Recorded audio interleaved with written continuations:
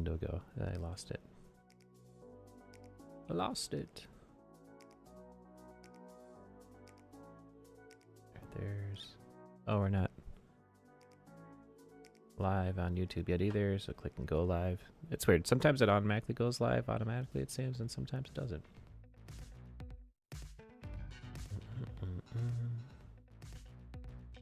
Alright, there we go. Let me manage my stream.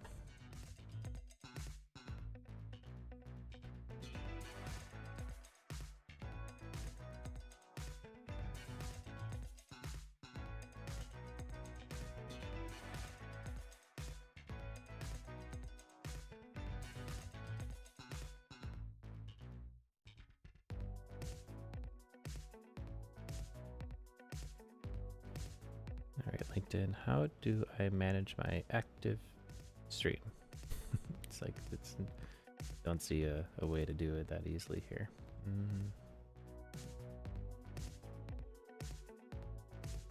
There's our YouTube video.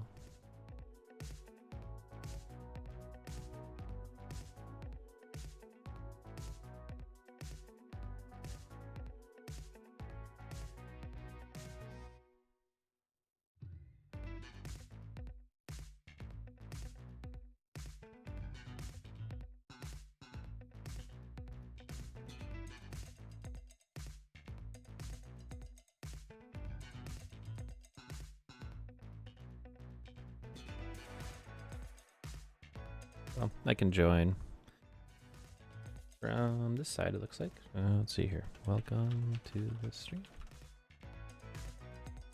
Hey, ask me anything. Alright. And let's make these visible so I can get into them. Gonna have to update my Twitch description. We'll call it Day Business Grind. Let's stack.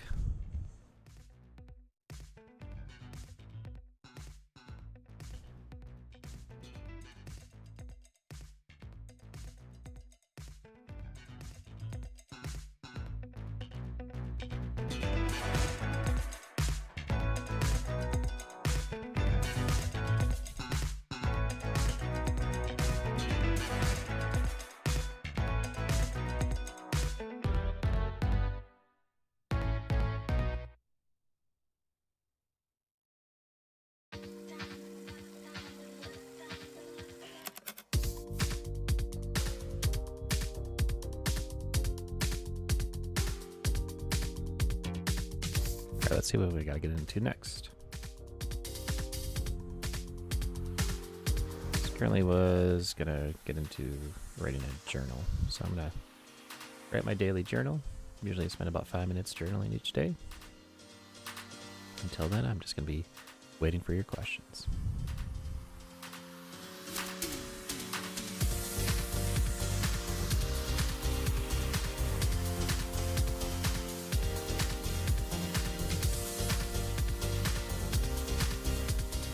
Here, I'm gonna narrate my journal.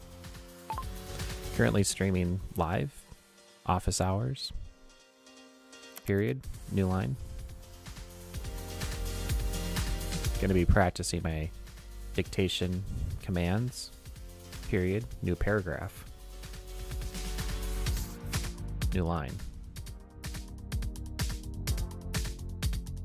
Streamed last night, got my first raid, 15 viewers.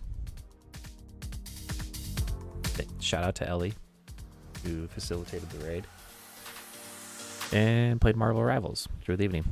Got to level 12, so the grind continues. Period, new line. It's not automatically adding punctuation anymore. Do I have to add that each time? Period, new line. I do. I have to add punctuation again. That's fine. Microphone went out on me last night, so I couldn't figure out how to bring it back, but now I know. And the punctuation should be working now.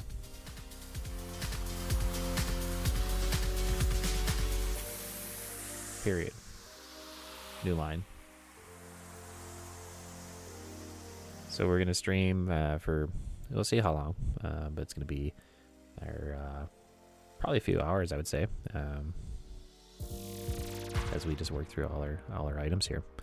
We'll be doing some HubSpot work, some GPT work, some personal items. So it's gonna be a mixed bag of things. But then also you're here and you can ask any questions in chat. Feel free to do so. Also feel free to like, follow, subscribe, share, so we can continue to build this content out. If you have any feedback, suggestions, or ideas, I'm all ears, like Grogu.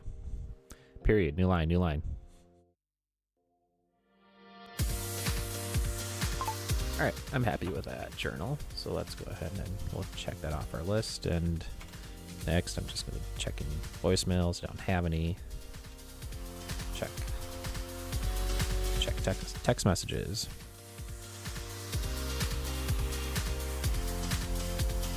Father sent me a text. Linking to a 3-minute video. Not right now.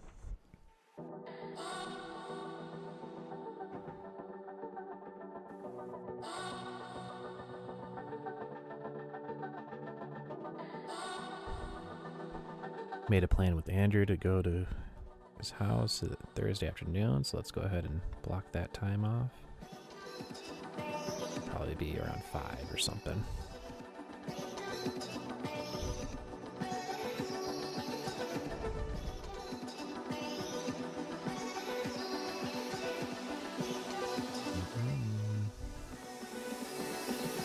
Okay, I think all my texts are handled.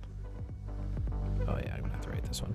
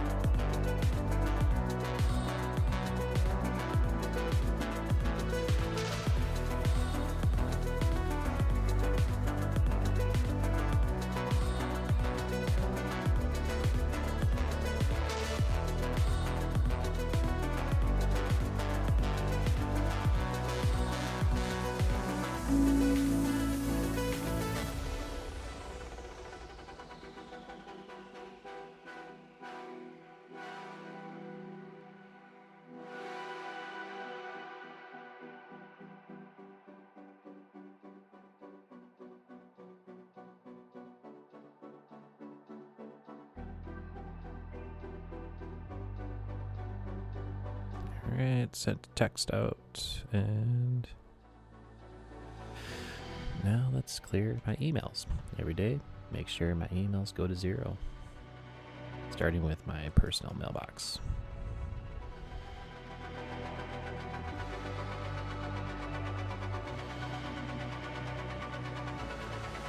I have 8 emails in my personal mailbox. 7. What's this? This is a marketing email from the Art of Shaving. I think they're trying to send me a message. Unsubscribe, sorry. Don't want this. Dare you suggest I shave? Unsubscribe. Unsubscribe. Upcoming entrepreneurial events and opportunities. What do we got here?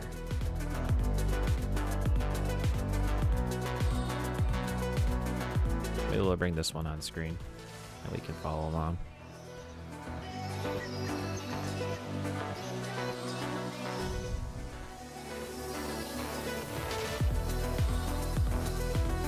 What do we got here?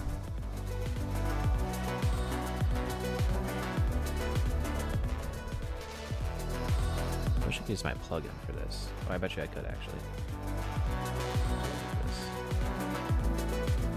Upcoming entrepreneurial events and opportunities. The Twin Cities are buzzing with entrepreneurial energy, and the Home Center for Entrepreneurship is here to help you tap into it. As we dive into an exciting spring semester, we're bringing you a lineup of events, programs, and opportunities to fuel your ideas and connect you with a thriving community of innovators. Message clipped. View entire message. Oops. I switched screens and then it stopped.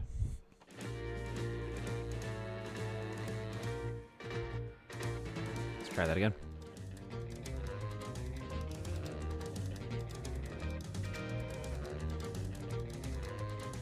Upcoming events. We disrupt February 6th or 12th, 5:30 or McNamara Alumni Center. We are just over 1 week away from We Disrupt, Minnesota's premier women's entrepreneurship conference. This transformative event brings together women entrepreneurs, changemakers, and allies to explore innovation, inclusivity, and disruption across industries. Don't wait, tickets are selling fast. Register now. All right, cool. We Disrupt. Tickets are selling fast. Go get them, folks. What about MN Mingle Expo West. March 5th or 5 to 7 p.m. or Expo West. Are you heading to Expo West? So are we. Join Naturally MN for our 6th annual Minnesota Mingle. This is an opportunity to meet and connect with Minnesota's growing food startup and innovation community, including founders, industry leaders, investors, retailers, and more.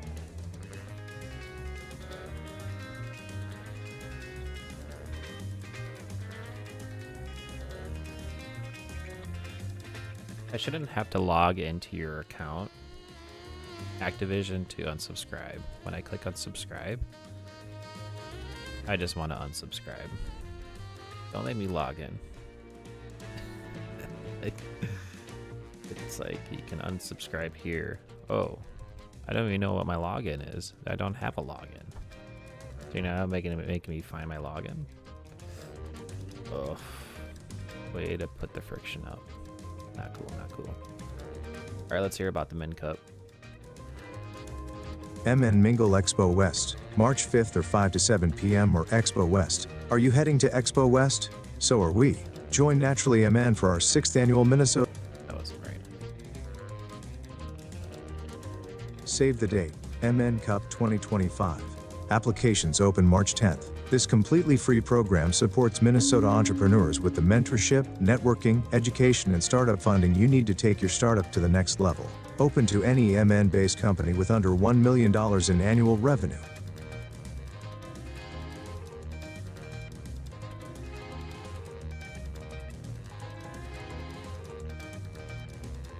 What about We Mentorship? What's that about?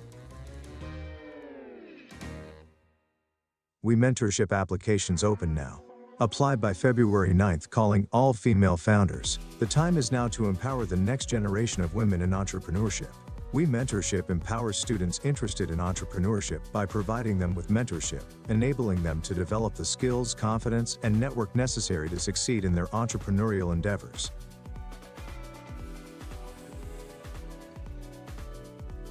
All right, what other announcements do we need to be paying attention to? Announcements and opportunities. Remembering Bob Buick, we mourn the loss of our visionary leader and benefactor, Bob Buick, BA 70, MBA 72, who passed away this January after a full and tremendously impactful life. Learn more. Save the date, 13th Annual Founders Day, May 14th, 4:30, 6:30 p.m. or Walter Library Founders Day welcomes alumni, student, and the business community to celebrate innovation and entrepreneurship across the University of Minnesota. Launch MN Value Proposition Design begins April 3rd, or register here. Translate your innovation to a fundable, high-growth venture. This webinar offers a structured process to quickly assess and refine business concepts, thus avoiding costly mistakes and accelerating progress to market launch. Customer Discovery 101 February 27th or virtual or register here. When you have an idea for innovation, Customer Discovery is the first place to start. Can you find someone who needs your idea and is willing to pay for it? This workshop will get you started.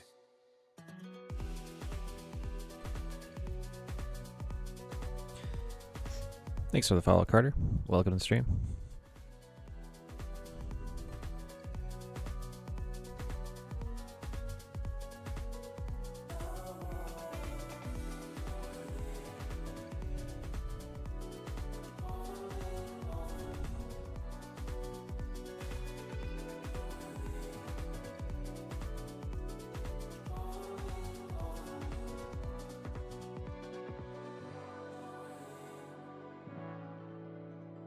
All right, I got a question on one of my old YouTube videos that I need going to respond to.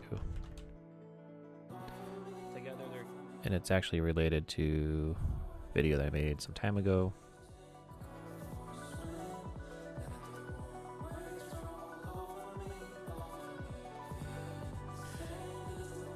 Question is, thanks for the demo description. Is Ren AI able to have document sets available to groups of users, or is it aiming at single user usage? Well, my hunch, of course, is right away is that it is meant for teams.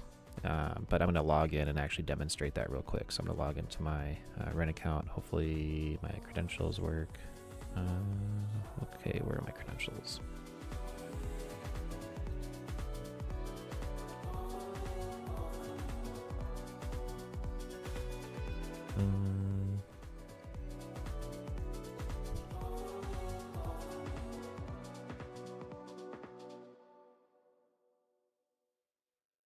That's really interesting. Where do my credentials go? All right, let's try this one. Client at.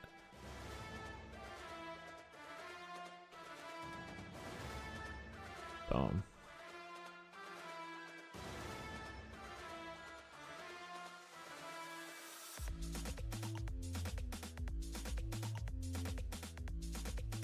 All right, some of my plans paused. I'm gonna have to send them a ping to get unpaused. But look, there is a members area, members unlimited. So yes, I'm just gonna go Aro Lavari. Livry. I don't know why it's not tagging them. Yes. Ren AI can have multiple users. Same data sets. I tag Ren. Cannot tag as a comment. It's silly.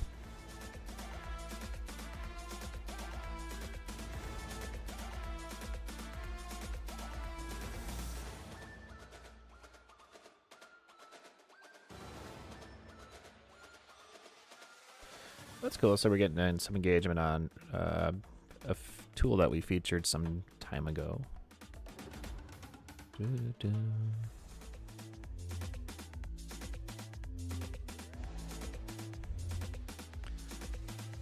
I'm gonna send them an email because this is showing that we're getting engagement. So let's go ahead and get this off screen because you don't want to see my whole inbox, do you? I'm sure you do, actually. But I'm not going to do it. Maybe if you're a subscriber, maybe I'll show you my inbox.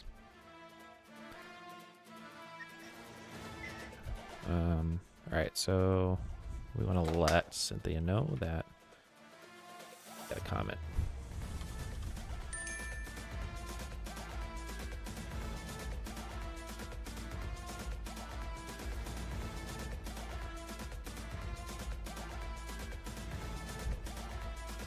Alright, folks, we're getting engaged on videos. That is exciting. And that's the reason why we're doing this. Because knowledge is power. And when people have power, they win. Alright, did any of these things sound like things we want to dig into? Maybe. I'm going to mark this email to go through later. And see if I want to attend any of these events or take any action on them.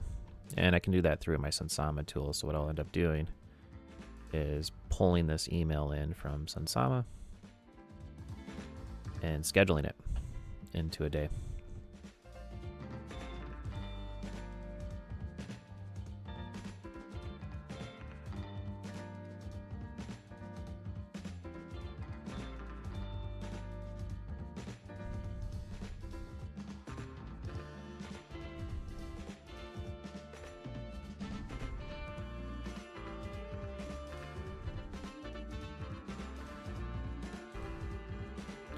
All right, we got through all of my emails. My email, personal email at least, is at 0 as of now.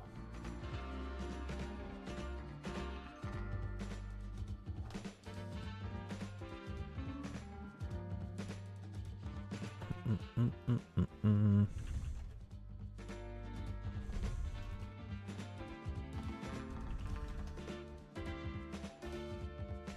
think I might want to modify the screen so chat starts to show up on screen.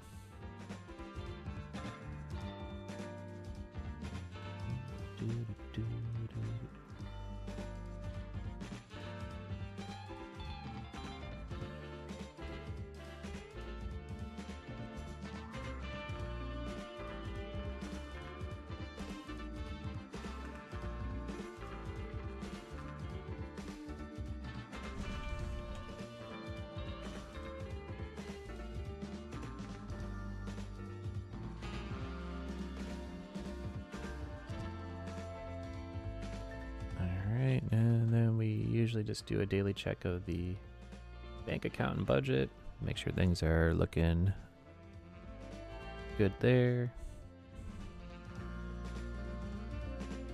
Yeah, Carter, I've been doing a lot of Marvel Rivals lately. Been super good. Usually do the Rivals as a late stream. We'll see if we'll do it today. But I've been grinding now at 11 or at level 12. Rivals, other games I've been playing as well include TCG Card Shop Simulator. Really enjoy that game because it has a lot of business mechanics within it, and we've been using those business mechanics to drive business or gaming decisions. So there's a blending of business game plus AI to see if we can accelerate our revenue growth and learn and experiment through the game. And from that, you know, we can take away certain practical applications. Yes, and for the most part, we are streaming daily. There's a schedule here, but, you know, usually it's the schedule. Usually scheduled stuff happens a few times a week, but as of lately, it's been about almost every day.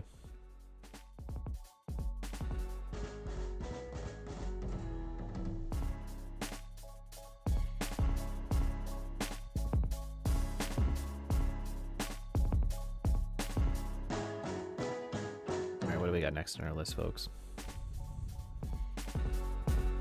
We check the bank account. Let's check our budget.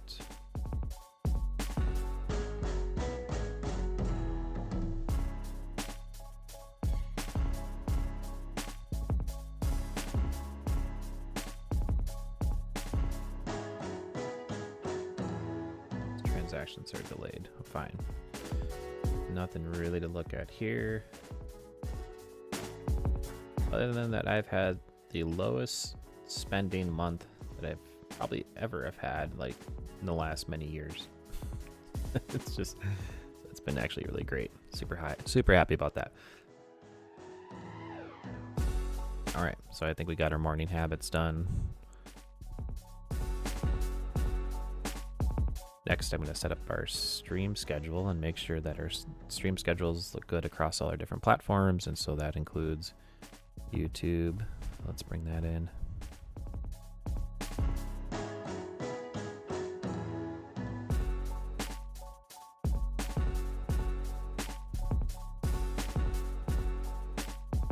I need to silence unknown callers on my phone, so don't be distracted by things.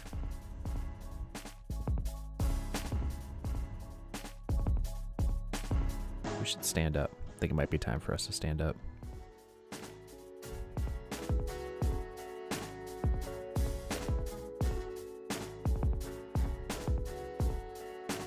Silence unknown callers. Yes, please. All right, here's our current stream. There's our next stream tomorrow. So tomorrow we'll have one on YouTube as well. We're going to be covering lead scoring, and that's going to be streamed on YouTube as well as on LinkedIn. I guess to do that. Haven't figured that out yet. LinkedIn.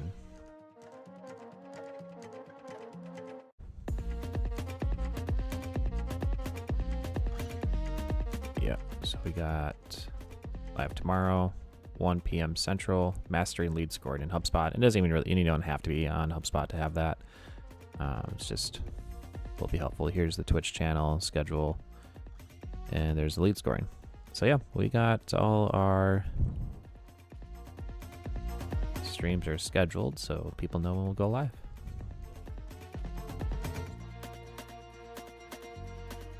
All right, good. So we've confirmed that everything is scheduled.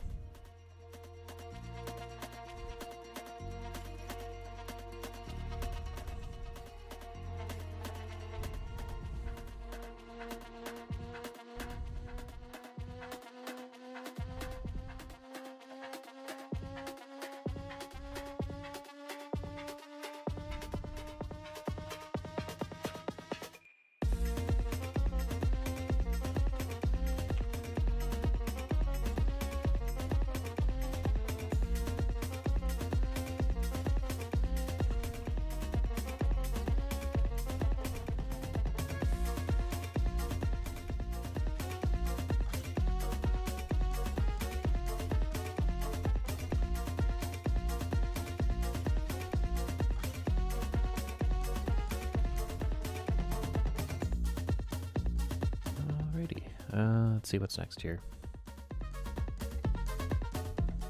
Crushing our to-dos. What's next? All right. I wanted to look at setting up encryption on the computer. Let's see what we want to do for that. Let's ask ChatGPT actually, so we can start bringing in our GP Tizzle. Let's do a prompt here.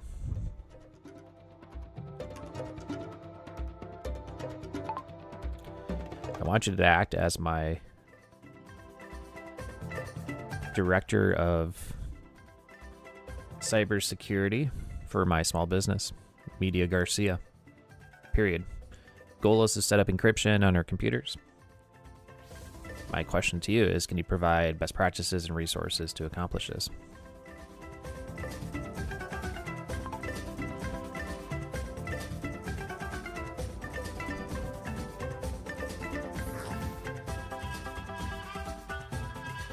Full disk encryption, FDE. Who should we have talk? Let's get Snoop Dogg. I want Snoop Dogg to be my VP of security. Where are you, Snoop? Security. I bet you covered with the best thing. All right, hold on a second.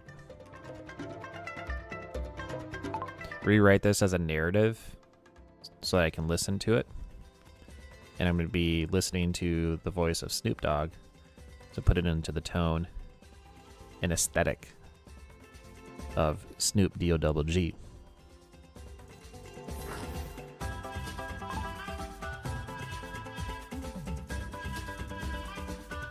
All right, let's see what we get.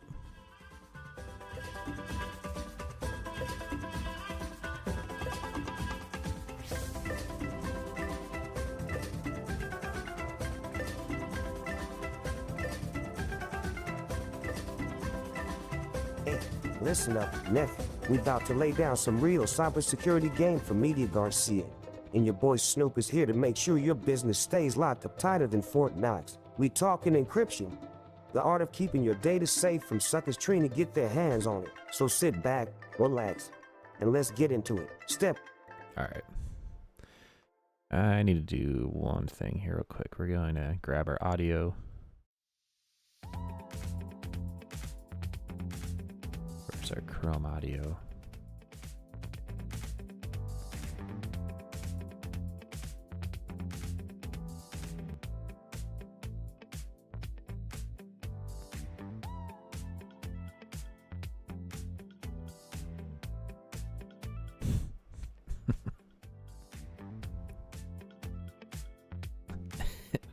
The title I gave this, Encrypt Yo Shit.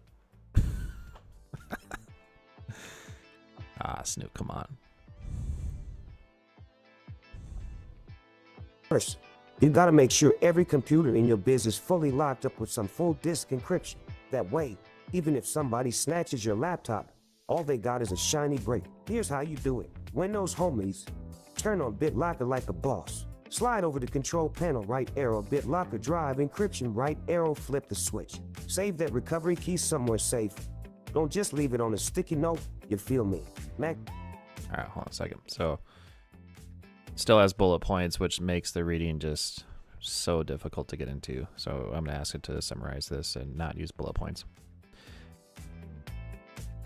Please provide this completely as a narrative. No bullet points, no lists, no emojis, icons, because it doesn't sound good when you read it.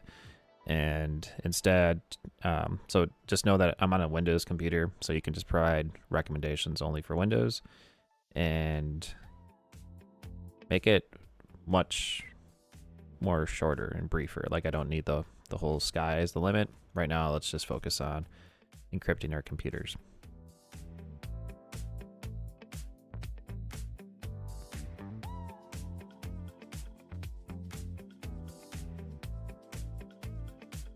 If you're running Windows and need to lock down your computers with encryption, the best move is to enable BitLock. It's built into Windows Pro and Enterprise. So as long as you're on one of those editions, you can turn it on without extra software. Go to your control panel, find BitLocker Drive Encryption, and switch it on for your primary drive. It'll ask you where to store the recovery key. Choose a secure location, like a password manager or a separate encrypted USB drive. But don't leave it lying around where anyone can grab it. Once BitLocker is running, your entire disk is encrypted, meaning even if someone steals your computer, they won't be able to access anything without the right credentials. All right, I actually see BitLocker on my computer.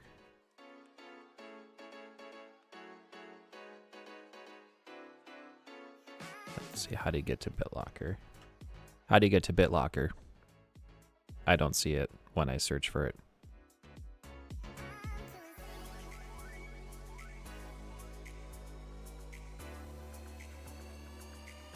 Windows R, type control, and hit enter.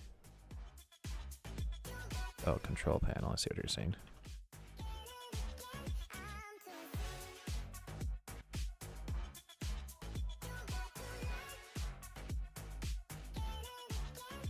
Bit locker? No, it's not here. Navigate to systems and security.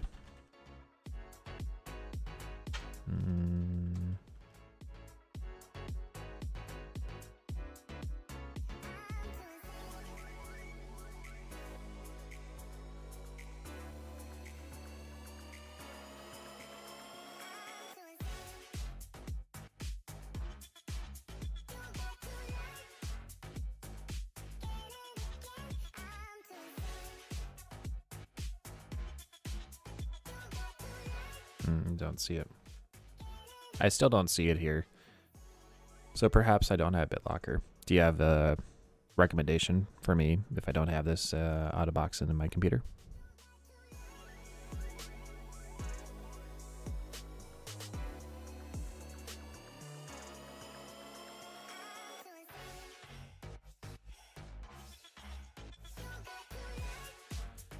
Winver. What are we on? Windows 10. Home. Yeah, it's on home, that's why. Upgrade to Pro. Use VeraCrypt, free and open source. VeraCrypt works similar to BitLocker. Okay, let's check it out. What is this like a French domain?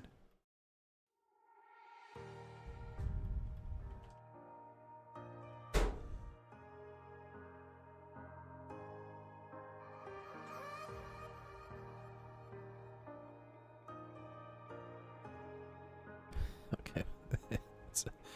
What is this? I feel like I'm back in like 1980, 1990. Do I trust this? I mean, there's no terms of service, no privacy policy. This is no footer. What is this? I mean, it's probably fine. It's open source, right? Usually that's a good sign.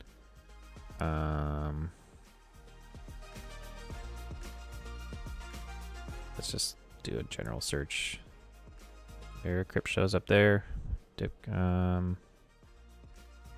Oh, chat, have you used any encryption software? Got any recommendations? Let's check out this Reddit. Veracrypt for encrypting your hard drive. Use Cleopatra for end-to-end encryption for messages or a file. But it's very slow in comparison to BitLocker. Too slow for me.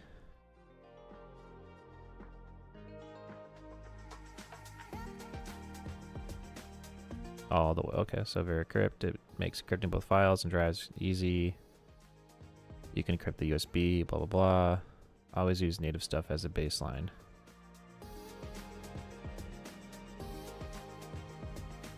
I'm not on the Pro. What is an upgrade to Pro? Purchase the upgrade. What's the estimated cost to upgrade from Windows 11 Home to Windows 11 Pro?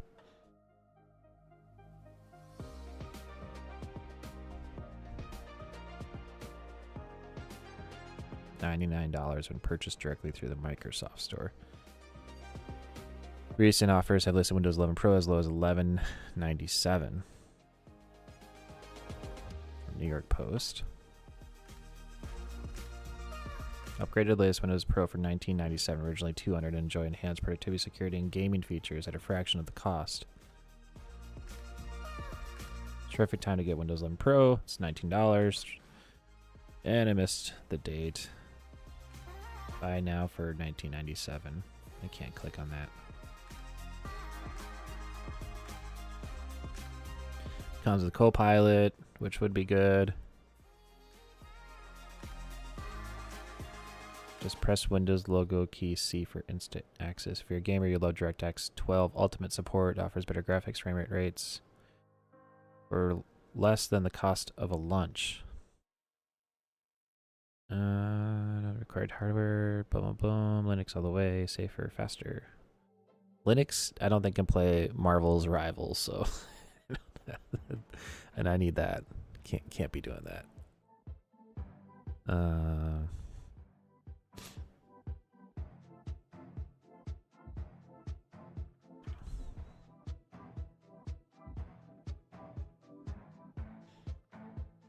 All right, let's just do a search for Windows 11 Pro upgrade.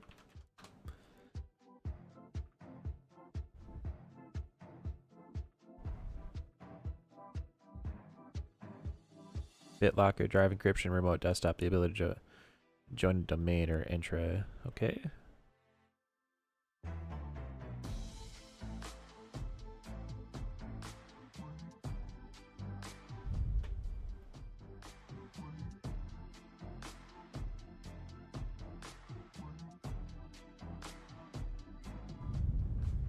What else we got?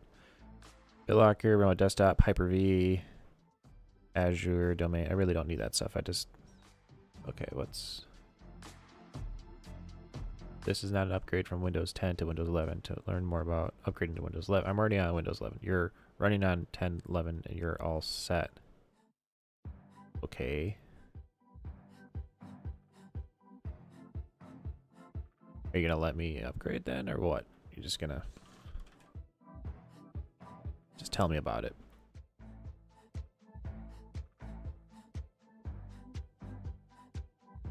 Oh, why is this like this? It's like really? Let's see. Let's ask GPT. How do I see how much it's going to cost me? The 1997 promo that you linked is expired, and I'm trying to find out how much it actually is going to cost me. So, how much, Mr. Snoop? Period.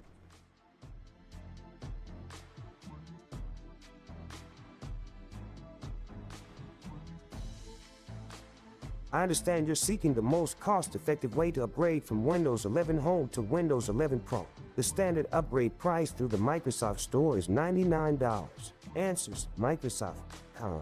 However, there have been promotions offering significant discounts. For instance, in December 2024, Windows 11 Pro was available for $17.97. Nightpost.com. More recently, in January 2025, a bundle including Windows 11 Pro and Microsoft Office was offered for $54.97. Night post column. Please note that these promotional offers are time sensitive and may have expired. To find the current best price, I recommend checking reputable retailers and the official Microsoft store. Always ensure that any discounted licenses are legitimate and purchased from authorized sources to avoid potential security risks or software issues.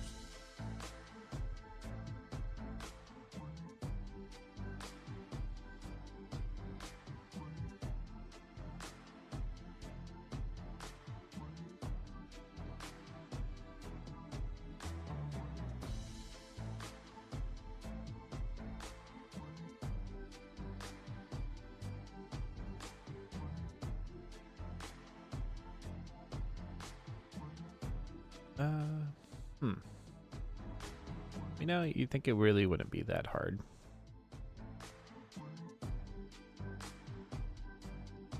What's this one?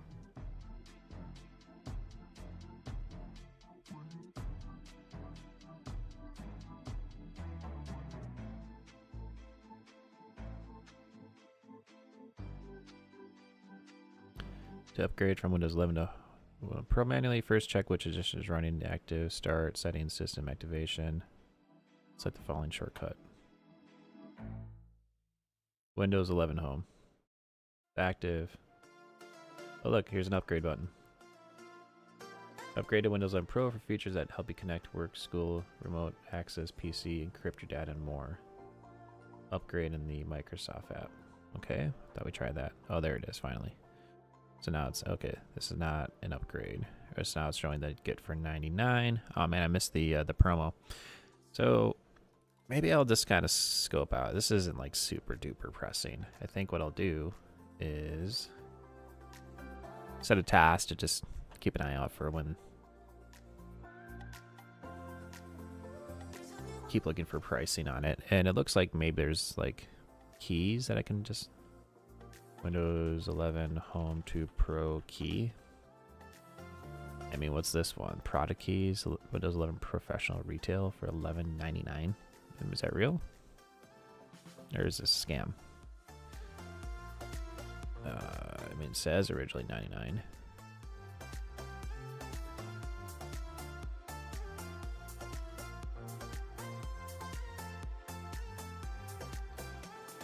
Cannot be used. But can be moved to new. Okay.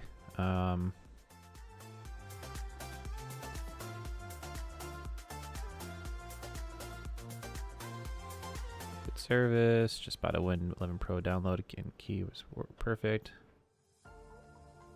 Instantly worked.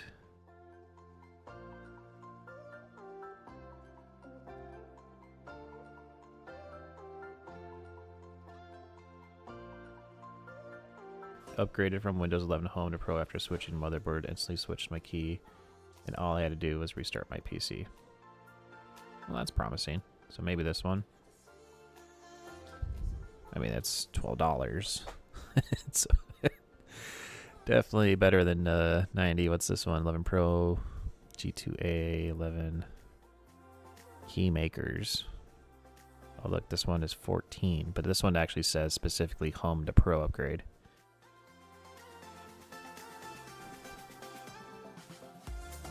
Oh, look at this. We got a call coming in. Let's see who it is. Pedro. Yo, Pedro, what's up, man? Quick question for you. Yeah. When you get a chance, sometime in the very near future, shoot me that template for the flyer for AYS. Yeah. I think you have it on your computer, I believe. I can't find it on mine. I think you sent it to me before, but I can't damn find it. Yeah, no problem, bro. I'll go find that. Yeah. And I'm gonna You gonna update that and put in some different pictures, and I'll probably be bugging you. But yes, sir. That's it. That's Sweet. all I got for you. All right, man. I'll give you later today or tomorrow. Hopefully, I can swing down there and discuss more basement. Yeah, for sure. Sounds good, dude. Is tomorrow still open? Yeah, everything is good for tomorrow. Let me, Is there a time that works best? yeah. Right now, like, pretty much like any time after like 1 is pretty decent. So later afternoon, I can do that. Sweet. All right, perfect. All right, brother. Hey, thank you very, very much. I appreciate it, Louis. Yeah, you got it, man. Have a good rest of your day. Yep. Yeah, bye.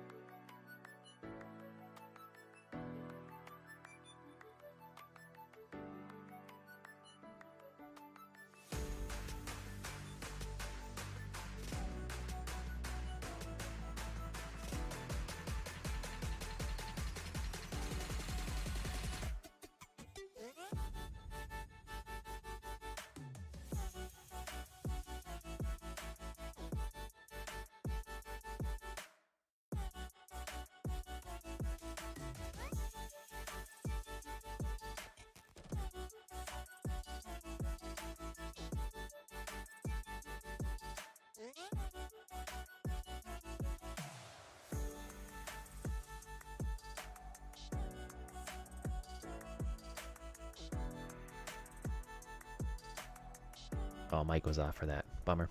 That was sourdough that the wifey just pulled out of the oven, so we're going to be having some good bread. Been working on that for like days. Well, even weeks if you count the time it takes to get your sourdough starter going.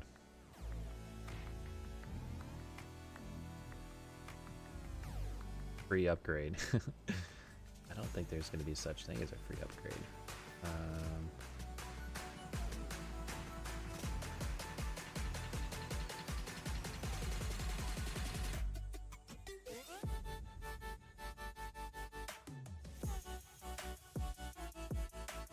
maybe we'll try one of these keys. All right, I'm gonna save this key makers. And then I'll save this for, we're gonna punt this task because I've already spent like 20 minutes on it. We're gonna punt it tomorrow. So I only plan to take like 15 minutes on it. And then I have a book club that I have to join here. But don't worry, we'll hang out still. Let me find details on how to get into the book club.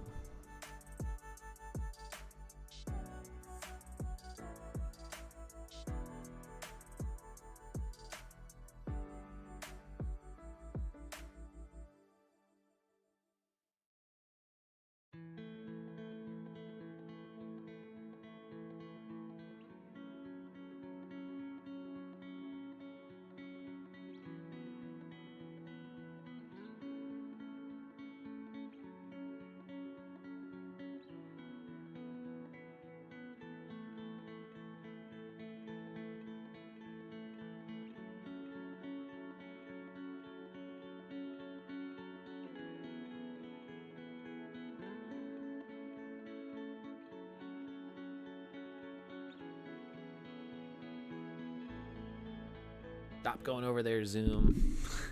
It's like I want you in this. Oh my gosh, Zoom.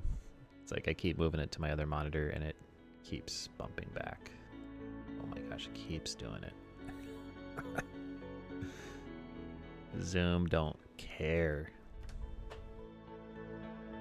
Alright, so I'm going to turn down background music for a moment during this section. So I can tune in a little bit better to what on earth? Stop moving, Zoom. Book in the chat right now so we can kind of get a feel for what kind of things people are reading, maybe just for fun in their off time if you have that. All right, nice so we're to see you asking what here. we're Go reading ahead right and now. Post your name and maybe a bit about your business. What am I and reading right now? A favorite or a recent book that you have been reading. Favorite or recent book? Well, I got a lot of books back here. What have I been reading?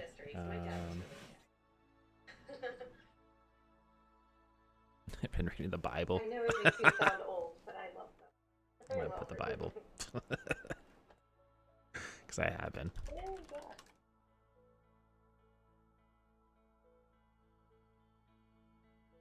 Trying to think about what I've been reading fun lately. Right in the middle of the same thing, right? Yeah, definitely been reading the Bible. The Alchemist. Awesome.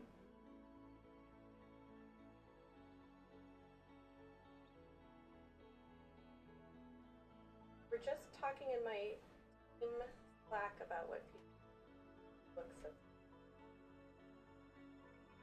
Oh, I did read Demon Copperhead this year. Just kind of inspired by David. Really interesting.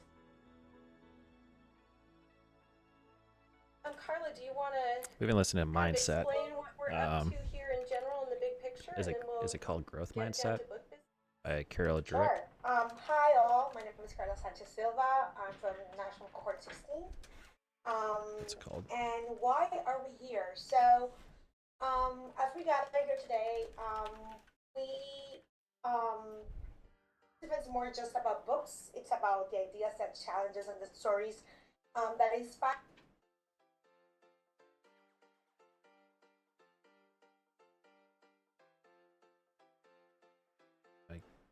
Get this into my.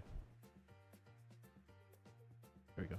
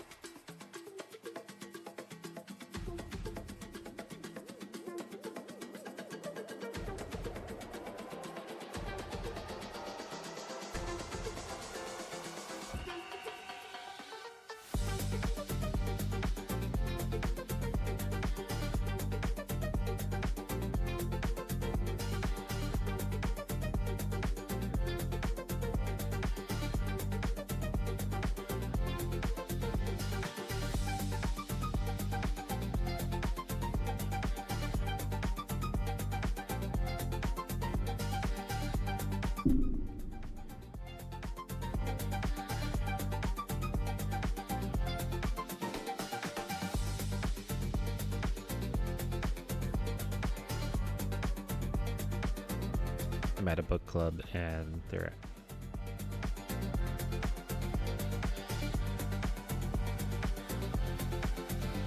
book club and I'm being asked to share a book. I want to share Mindset, The New Psychology of Success by Carol Dweck. Just give me like a really brief synopsis of the book that I can share with the group. Less than 4 sentences.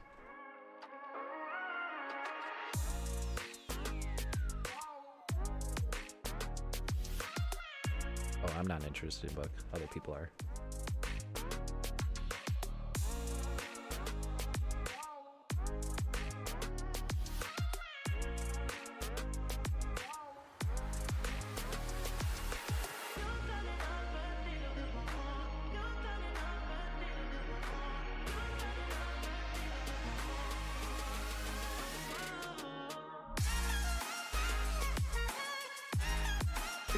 After midnight.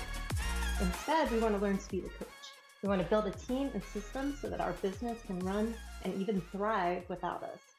Reason number 2 is we will learn that this book is like a business makeover show.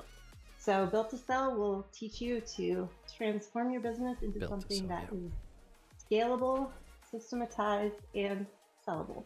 And even if you're not planning to sell, you can make your business stronger and your life easier.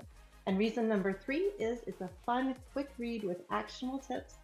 There's a fun fictional story about Alex, who's a business owner just like us, so it reads like a story, just very easy to read and fun. And so if you're ready to stop being an overworked MVP, give your business a makeover, and get some great insights, and also talk about your favorite books on strategic planning, come hang out in my room. Thank you.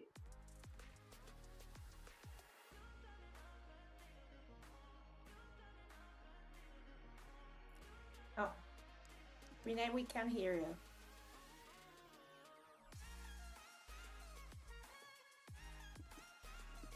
Okay.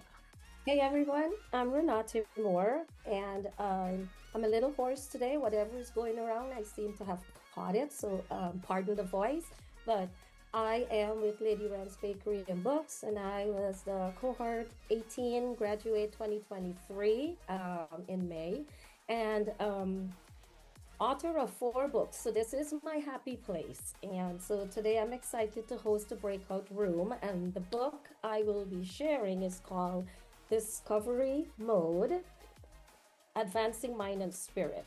And the reason why I chose this book is because the major impact on how I view human behavior and personal growth. I'm all about paying attention to human behavior. And I actually had the pleasure of meeting the author, Phil Kromka, of this book, because last March, I attended a leadership conference in France where we both presented our books. And then after he was finished presenting, he invited me to have coffee. And I said, yes. He has so much wisdom. So I immediately said yes.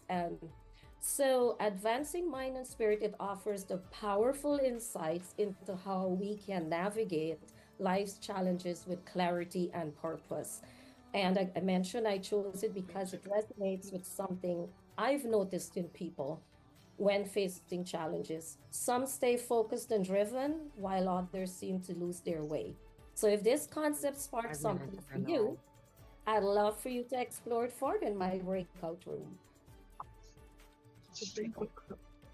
Wonderful. Have I missed anybody? Do we have everyone? Me. Okay, we have one more.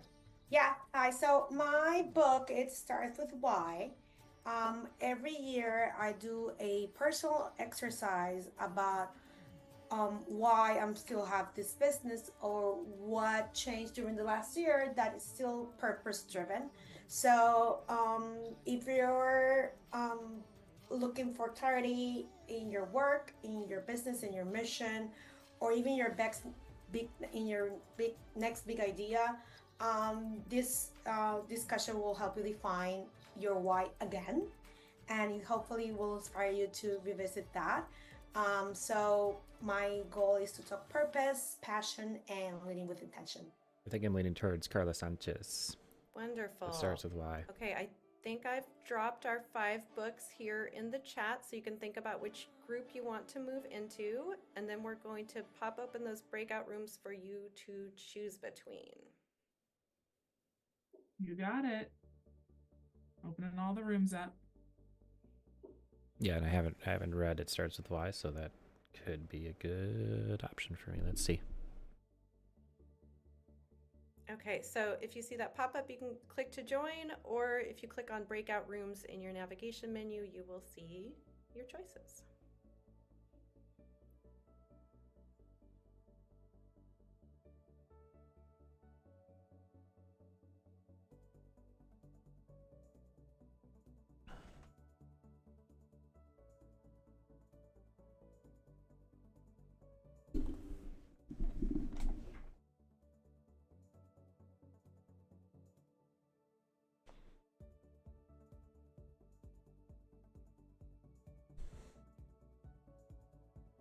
Hi. Hello. Oh. Hi. Awesome. Muy bien.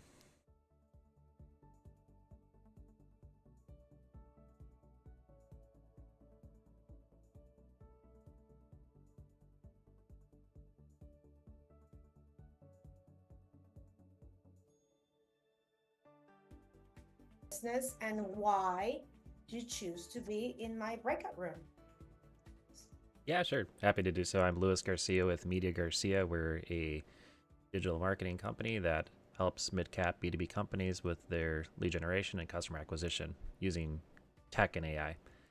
And the reason why I chose to be here is to, I haven't read the book. Two, why is always a great question to ask, and something that I always kind of go back to. I believe, inside my consulting is like, why are we doing this stuff? What are we doing? And I think, I'm also at a stage in my business where we're pivoting some of the marketing and approaches that we're doing. I'm trying to go to market with some new products and some master class type subscription products. And I think it would be good to just get grounded in why again, and have that be something that's really apparent for me and clear. And when I went through the 10K SB program as part of the, I think it was National Cohort 17, I think, and it was back in 2019. I think there was some exercises around why, right, and discovering your mission, your purpose, your vision, right, and I always like that kind of work so that I know when I'm grounded within. And in going through the program, I got to find my why, why I'm in business and why I enjoy doing the things that I'm doing. And it really stems from the line of matriarchs who've paved the entrepreneurial journey before me, even starting with my abuelita in Mexico, where she pioneered microfinance lending and would go door knocking in the little pueblita and find people who had extra money to spare and reallocated those finances to people who needed the money at the time, right? Because banking solutions weren't really an option oftentimes in these small towns. And so, I really got connected with my ancestry and my why back then, and I'm kind of looking for more of that juice now. So that's why I chose you. Okay. Hi, Elizabeth.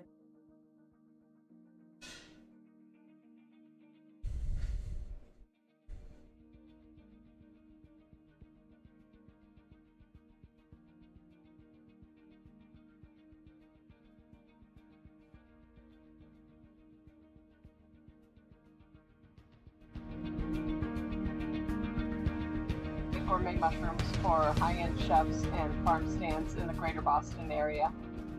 So yeah, that's the business. And the reason I chose yours is because I've been having a really challenging time in the business. I need to move the business, and finding appropriate space for a mushroom farm that's affordable and appropriate while dealing with Boston real estate prices is really challenging. And so I gave myself one deadline and I put that off, but I'm giving myself a deadline to move the business or entertain shutting down. And there are some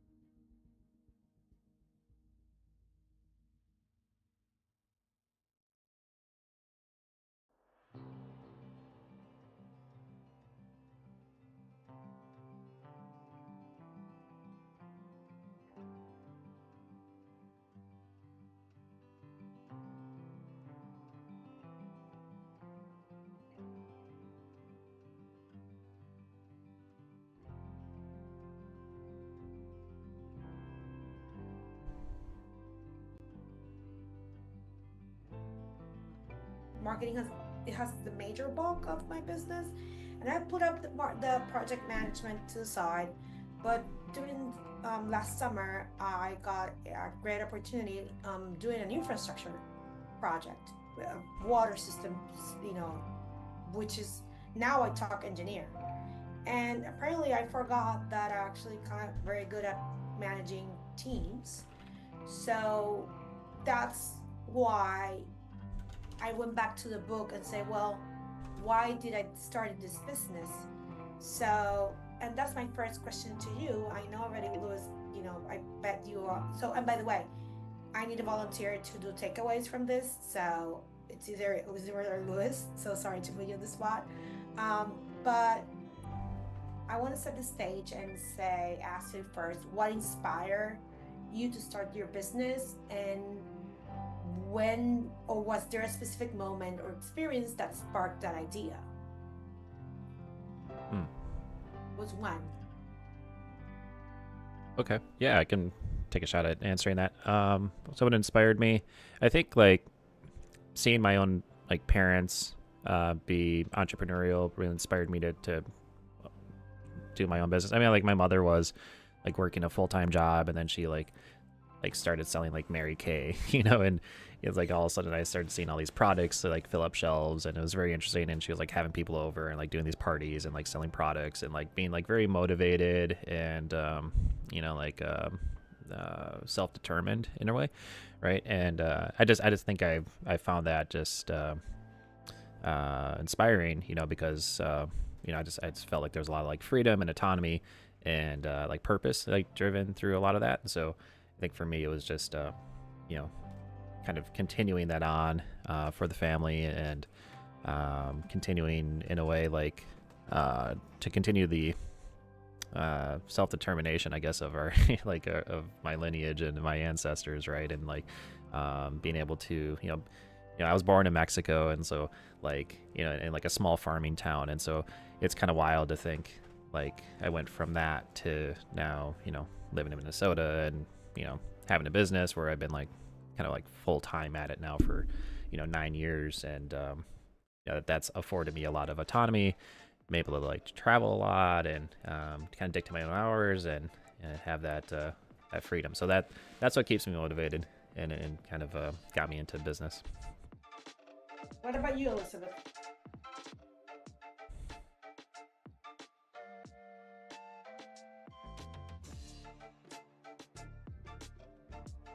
In Ohio, and so there's a part of my business that I'm not far from my roots, still farming and feeding people, and having grown up with that belief that farming and food production there's a lot of dignity there to helping the world when you can feed folks. So, but I've forged my own path with that to end up on the East Coast near a big city and growing in a very different way. I have a lot of relatives that farm thousands of acres in the Midwest and grow a lot of commodity crops, and I farm on 4,000 square feet indoors and sell to very high-end chefs, prices that my my grandfather used to forage for mushrooms in the woods, and he was doing that up until he died when he was in his 90s, and he cannot believe the prices I get for my mushrooms after having grown up as a farmer and through the Depression and all that. The thought of people paying $20 a pound for mushrooms would be mind-boggling to him.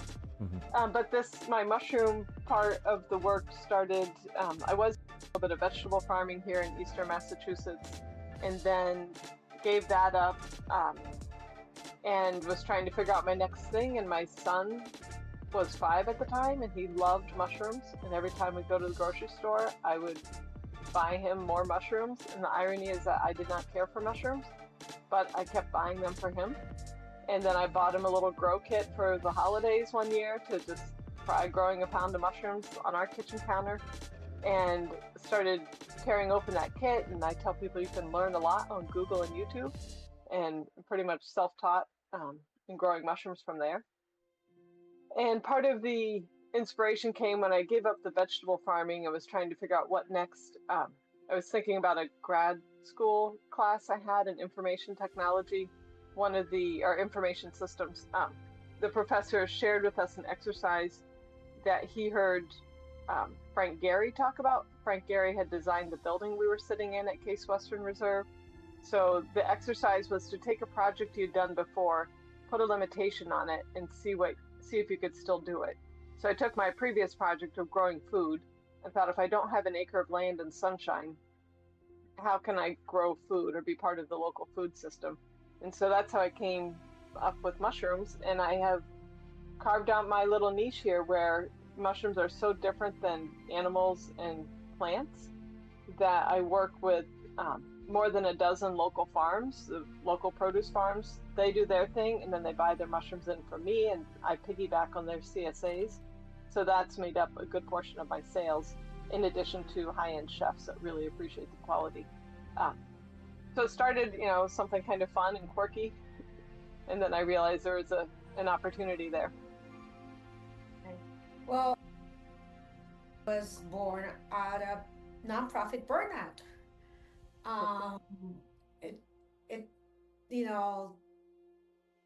Working nonprofit, I had a 13-year career working always in marketing. So I became marketing manager for a sports organization, which is a nonprofit.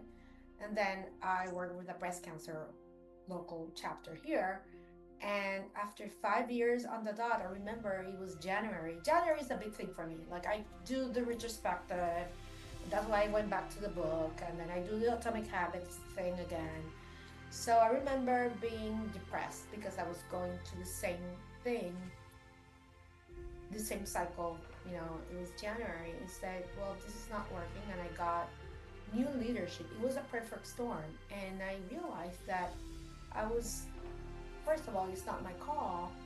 I'm passionate for other things, and then it started getting so tense. And I was, if you have some experience in nonprofit, you know that it's blood, sweat, and tears all the time. So I took a leap of faith and 30 days of vacation as a backup for savings, and I went in and I just started this small business doing marketing.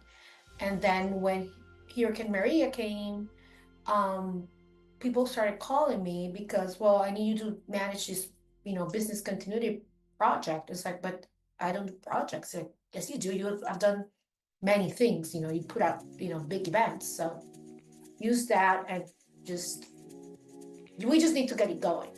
So that's when I added that vertical of project management to the course, and the rest is history. So, but I do also come from a background from entrepreneurship. My dad was an immigrant from the Dominican Republic, even though he was American citizen because my grandmother was Puerto Rican. So,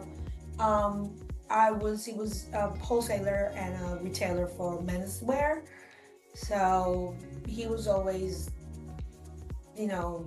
I was around that as well. I remember back then it was a lot of cash, which was so funny because he had a particular way to count cash, which is, you don't see that anymore.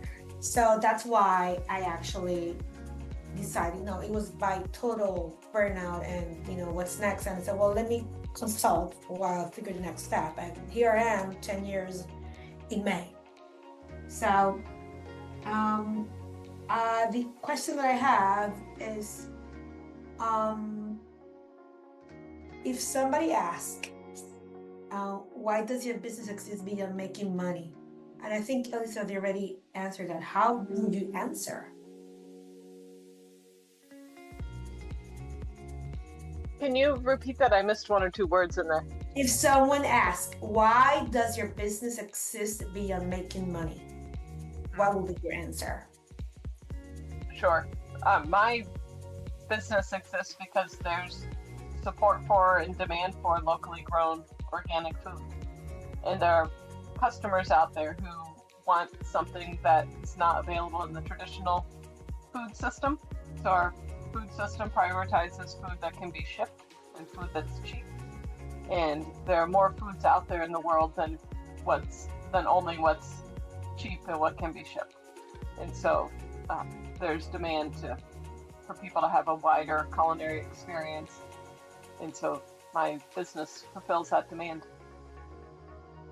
Louis? Yeah, for me, kind of going back to the story of my abuelita, being able to, because for me, like, I saw that I don't really have a digital marketing business. Instead, I have what I almost call like resource allocation business, meaning, I take a resource, which is usually people's dollars, right? And then I allocate that with my team's time, which delivers results and helps people achieve their goals and the outcomes that they want, the results that they want, they desire, right? Similar to how my abuelita was going door to door and collecting dollars and reallocating that to the community to where there was a need.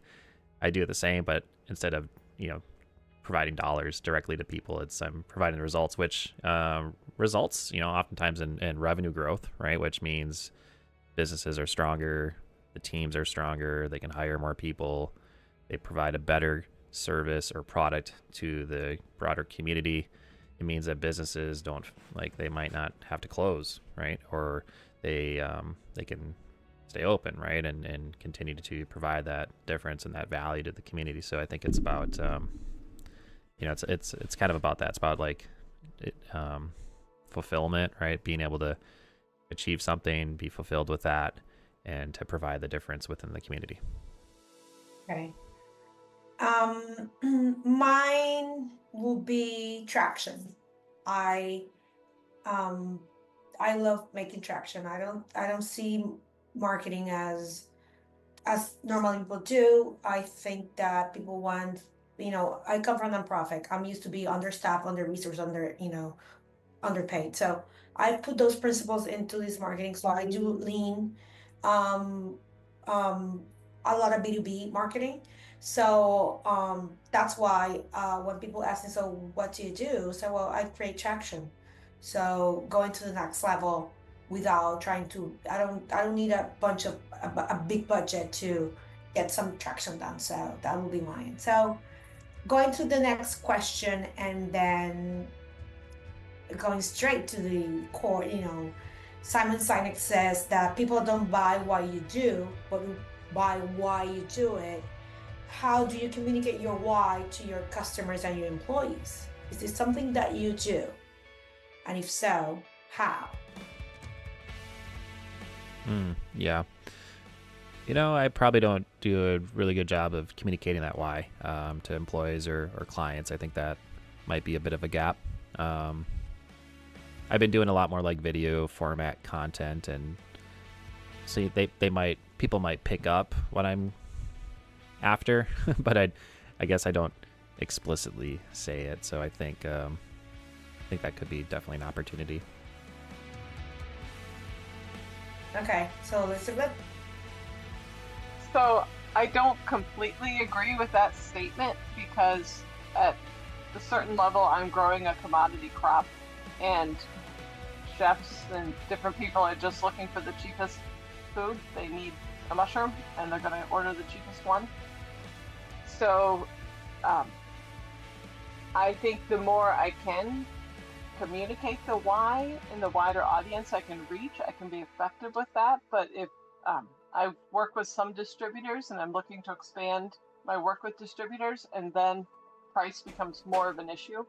So reaching the decision makers gets harder going through a distributor, because trying to convey the story through a distribution company and their sales rep is very different than when I walk into a restaurant myself and meet the chef and can connect and share that why, in terms of our commitment to local and quality. So I'm looking at how to convey that why to a bigger audience, so it doesn't have to just be me selling, but to have my brand convey that why, so that chefs in a larger geographical area will understand our why, and that may help with the sales. Do you think that you change your why depending on because what I can see is that you have two type of clients. You have the distributors from what that want, they really want the quick what. They don't have time to understand your why. And then you have the chef that really, it's the why. It's very romantic in a way. Yes, they want to call a cheapest product, but they also want the story of how you do your craftsmanship regarding this mushroom. Is that correct? Right. Okay. Yeah, that's true. And I think at a certain point, like sometimes no amount of why overcomes the budget. Yeah. I have chefs that love my product and they just can't afford it. And chefs would buy more of it if they could afford it, or the finance office doesn't allow them to spend that much money.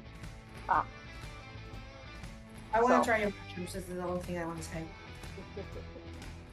They're delicious. They're the because best. I'm obsessed, by the way. I'm obsessed with mushrooms. Is there one way? Okay.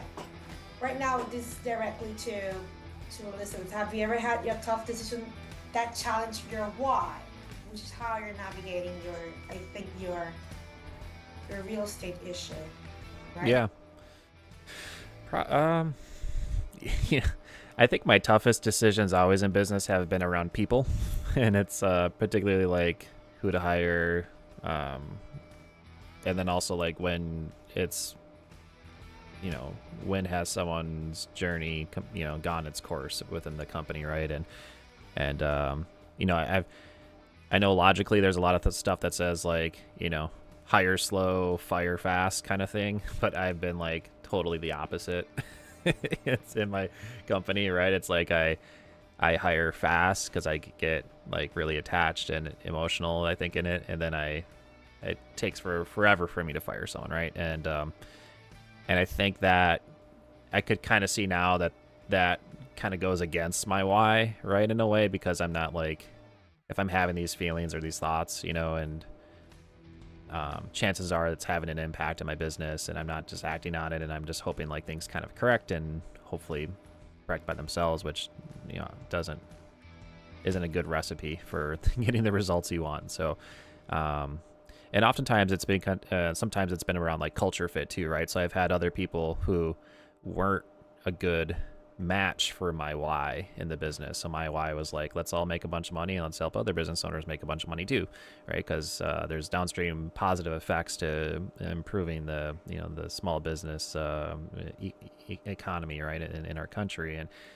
And I've had employees who just like flat out are just like not for that, right? And it's like, and I didn't realize that right away, but kind of like in your respect, Carla, like I had people who would be more excited to work inside a nonprofit or feel like they're part of like a nonprofit mission than they were to be part of this like business mission, right? Where they're kind of like, why should I care about making some business owner $1 million, right? Or helping them get their business to $1 million, right? And when I started to notice that like inauthenticity pop up in the business, I was like, oh, I knew I had something really huge on my hands that I needed to handle. And so I think that's kind of what's coming up for me is like the tough part, the challenging parts have just been around, I think, like people, finding the right people to align with the why. I relate. I don't. so hard with working with different generations regarding um so I have a very clear why and a very strong work ethic, and I get totally frustrated when people don't match. And I'm very respectful for time, but I have a lot of patience, and it's not healthy for me to just, if people not trying to give their best shot since the beginning. They do it because under threat in a way. So like when things get complicated. So Elizabeth, I want to go with you. Sure. Can you repeat the question again, Carla? Have you ever made it? Well, you're right. Right now, you're making the how to make a tough business decision that challenge your why. Right now, you're working, and how are you navigating that? Have you ever had to make a tough business decision that challenged your why, and how are you navigating that, or how do you navigate it? So I think what I'm going through right now, when I ask those why questions, the why questions are bigger than my business, because then it becomes about the impact on my health and my family.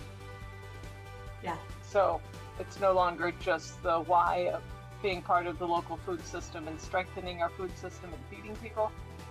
That's one why, but I'm making the decisions in the context of other important whys in my life. That's totally, I totally can relate. So, last question, and we are breaking it soon. So, I would love for somebody to volunteer on takeaways. What's the next step that you can strengthen your alignment between your business and your why? What is the next step you can take to strengthen your alignment between your business and your why? I'm taking the PMP certification so I can get better project management and have that, be a PMP, to strengthen that project management, which is way more lucrative than the marketing side. So that's me. Mm-hmm. Yeah, for me, probably just like printing my why and like having it like visible, like on my wall here, and just like probably when I have like my stand-ups and when I'm talking with people on my team, like, communicating from that why, right? And like as I'm explaining things or correcting or like whatever I'm doing, right? Find ways to tie back what I'm sharing to my why. Elizabeth? So I think for me, it's about some operational changes that we need to make, because then I think we can be more effective at our why. So just looking at where we're maybe wasting some resources or not accomplishing as much as we could. I think that would be a next step for me. Hey, it's a hard exercise going back to your why, so I totally kind of relate with both. So, Luis, would you like to do takeaways from this section about about what you took away from this conversation between Elizabeth, the mushroom queen, and myself? I think that especially I feel that I need to communicate. Ironically, in marketing, I'm my worst client. I don't communicate constantly my why at all. Because I put my clients first and I don't do nothing to promote myself. So maybe if I started doing something to tell people my why, some things may come up, and then can really understand if I will invest more time doing marketing and that, or just close that vertical and stick to project management. That will be my steps on it. So. Yeah, I can do a recap for the group, sure. I don't know if they're gonna do it, but I think most likely they're gonna do it. Okay. And also, they want to know books that you like about, business books. That they're gonna ask that. So feel free to, share those. Okay. And reading apps. Are you into reading apps as well? So, and a book that you look forward to reading this year. I think, Elizabeth, I think I have one for you, but I don't. Okay. I'm not home, so I will promise to look you up and send Okay. you to the platform because Great. I have something in my bookshelf that may help you, but I'm still working the name of it. So I promise to send you. Thank you. Because I totally feel I think you shouldn't drop it. So Okay. so the mushroom. So we're gonna go back to the jealousy. So we're leaving to the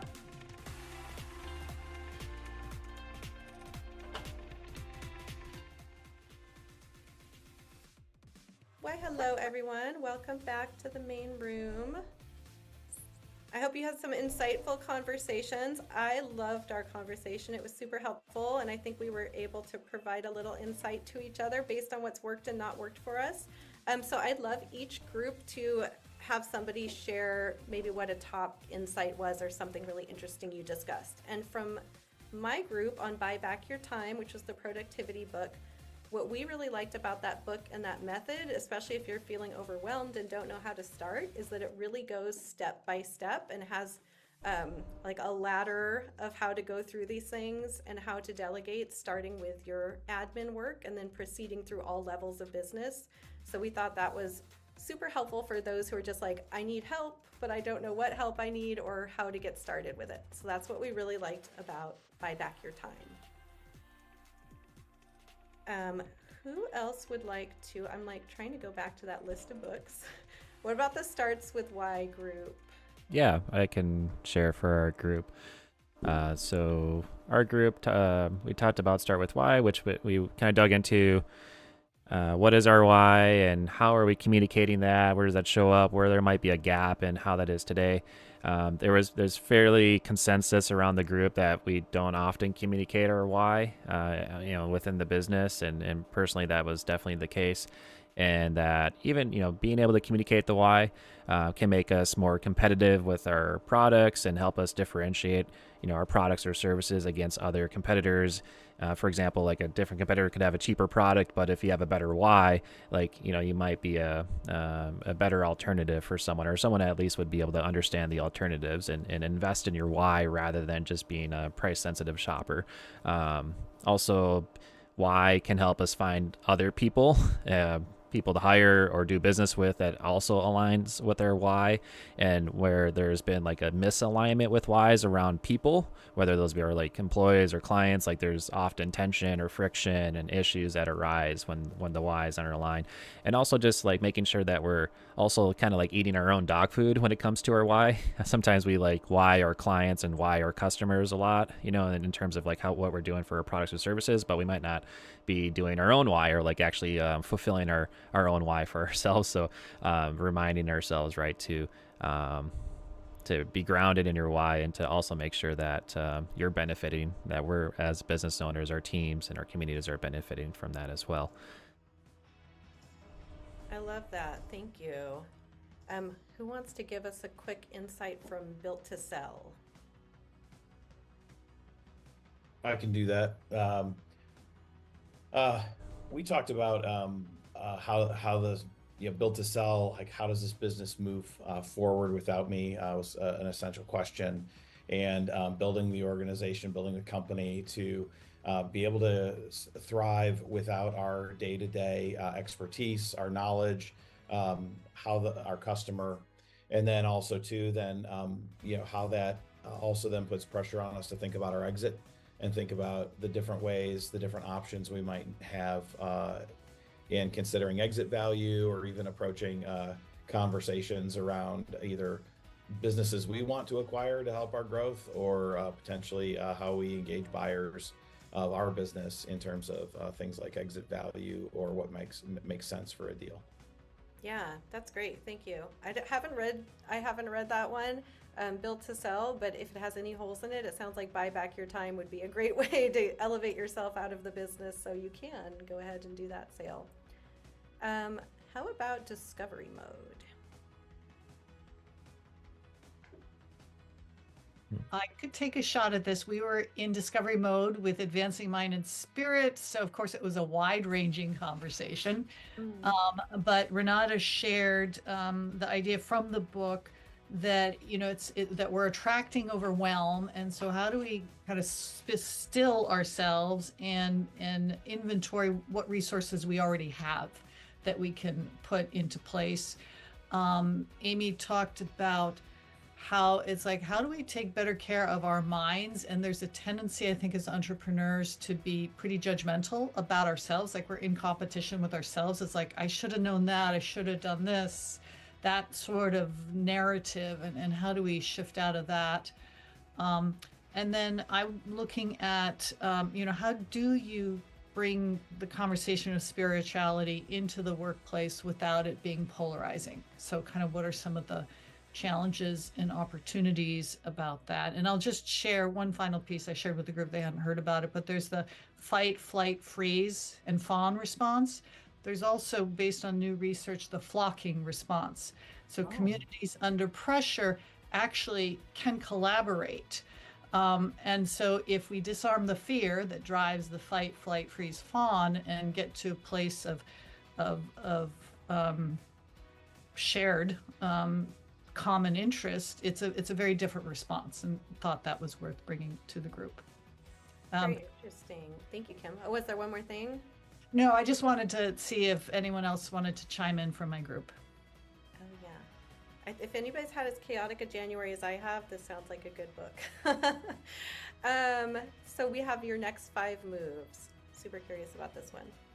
I think we're all curious, but so I would love at least to drop. I know we had a couple people in my room that did drop off. It's Ben. Ben, tell me, what do you think about the book Next 5 Moves?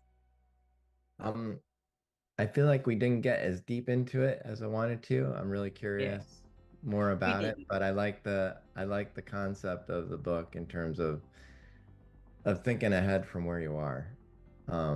And we talked more as a group about where we were and where we're trying to get to, and kind of went in that direction. And it was just interesting to see how many similarities there were, even though our businesses were all quite different. Absolutely. So the next 5 moves, guys, I changed the room around a little because a lot of people didn't read the book. So I wanted to really have highlights on the power plays. And what was your first move? What was your first move when you started the business? And when you look back of your first move, that's how you can go forward. You have to go back and paint that story for yourself. So that's what the book gives you. It gives you who you are. Who are you? What's your next play? Are you building the right team at the right time? And again, it'll still rotate back. Do you know yourself in this chapter in your life? And it's a lot of reflection. And then also, where do you want to be? So that's what the next 5 moves pretty much entails. It's scaling, but it's scaling yourself and your business and the people within your business. So it's a pretty good book. I would love to hear who reads the book for our next social that I definitely want a cocktail at 12 o'clock.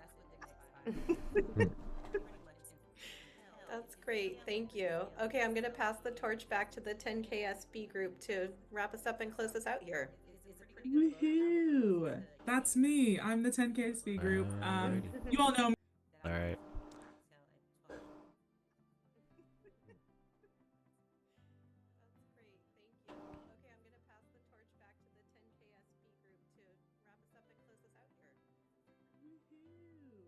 That's me. I'm the 10KSB group. You all know me.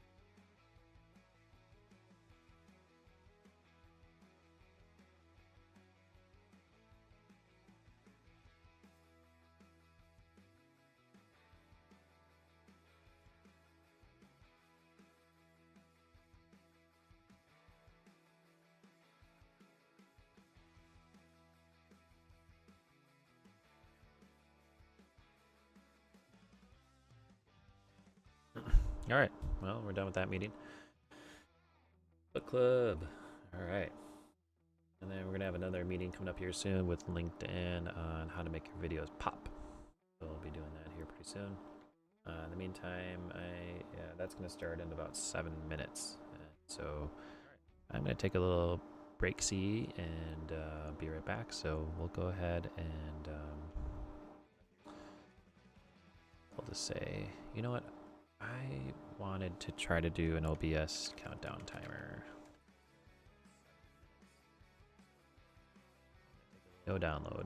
Whether you're trying to set a countdown is to just have scripts, come tweak your timer as much as you can, click that, and then what you'll do is you'll come pre-downloaded countdown for an upcoming stream, or if you're just looking for a quick way to boost engagement effectively, you've come to the right place because there's 0 download required.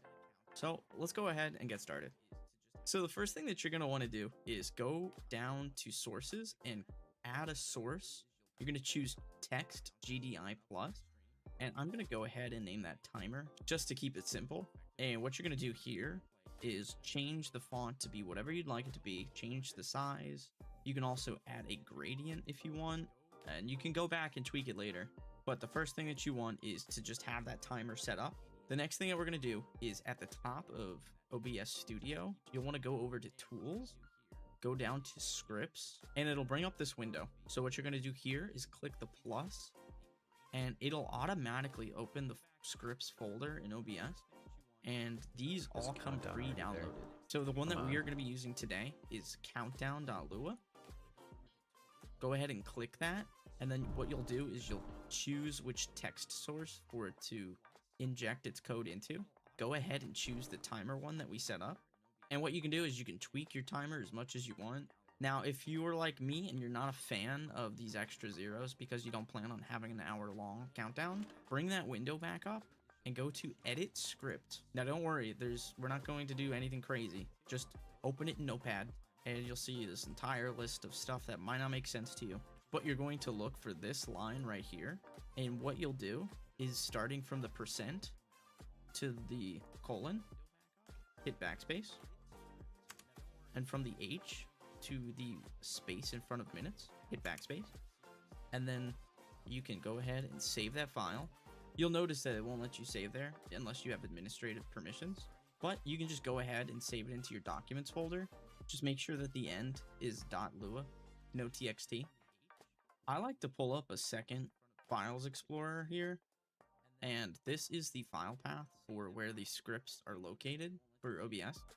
And I just went ahead and hit enter, and you'll see that we've got the list here as well. So I'm just going to simply drag it in, and it's going to tell you that you need administrator access. So as long as you have that, you should be good. We'll just go ahead and delete the original one and rename the one that we just made if it still has the txt at the end. After that, all you have to do is just reload the script, and you will have your dedicated minute timer. Hopefully you guys found this video easy to follow, and if you have any questions, just drop the question below in the comments. Make sure you like the video, subscribe to the channel, and I hope to help you guys out with some more easy OBS, short, sweet, to the point stuff. Alright, take it easy, guys. Sorry about that. Alright, that was super helpful, actually. Yes, so let's find it, and we'll get the timer up, and I'm going to give myself 5 minutes to take a break. Oh great, now I can't find where I saved it. Alright, that was super helpful actually. Where'd you go? Yes, so let's find it, and we'll get the timer up, and I'm gonna give myself 5 minutes to take a break. Oh great, now I can't find where I saved it. Where'd you go?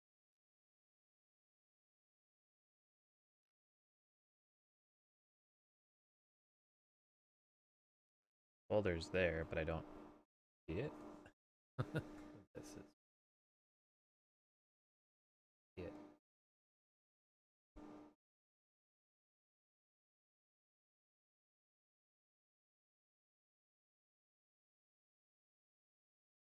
Folder's there, but I don't see it. Okay. We'll just save it here for now.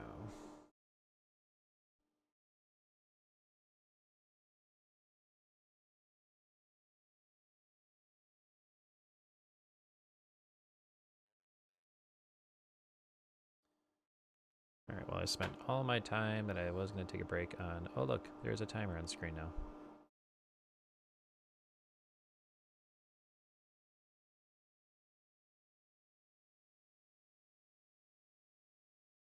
Load script, documents. Well, I spent all my time. Yes, I was going to take a break on. Oh, look, there's a timer. 2 minute. Coming back. Close.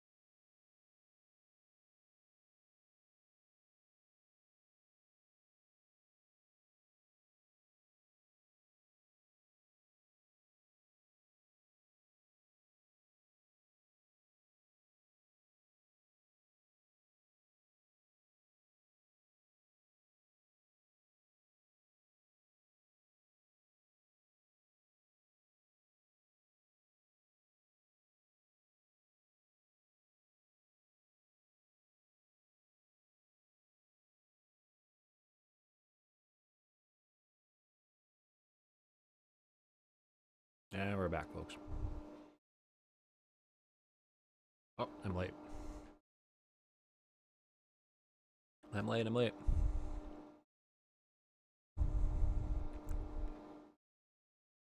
Another meeting.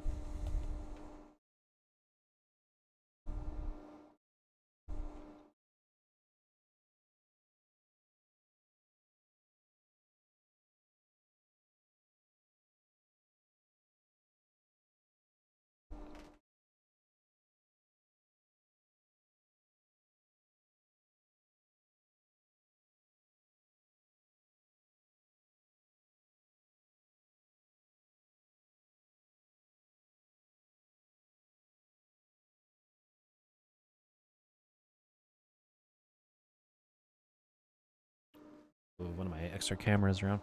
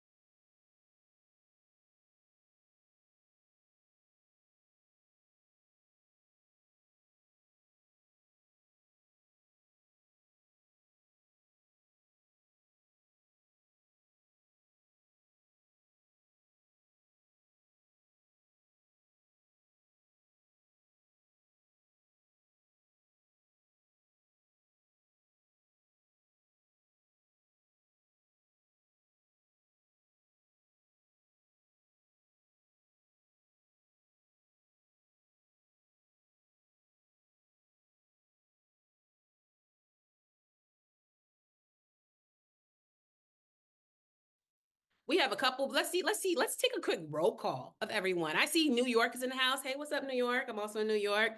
I see who else? Dallas is in the house, Boston, Chicago, Chi-Town is in the house.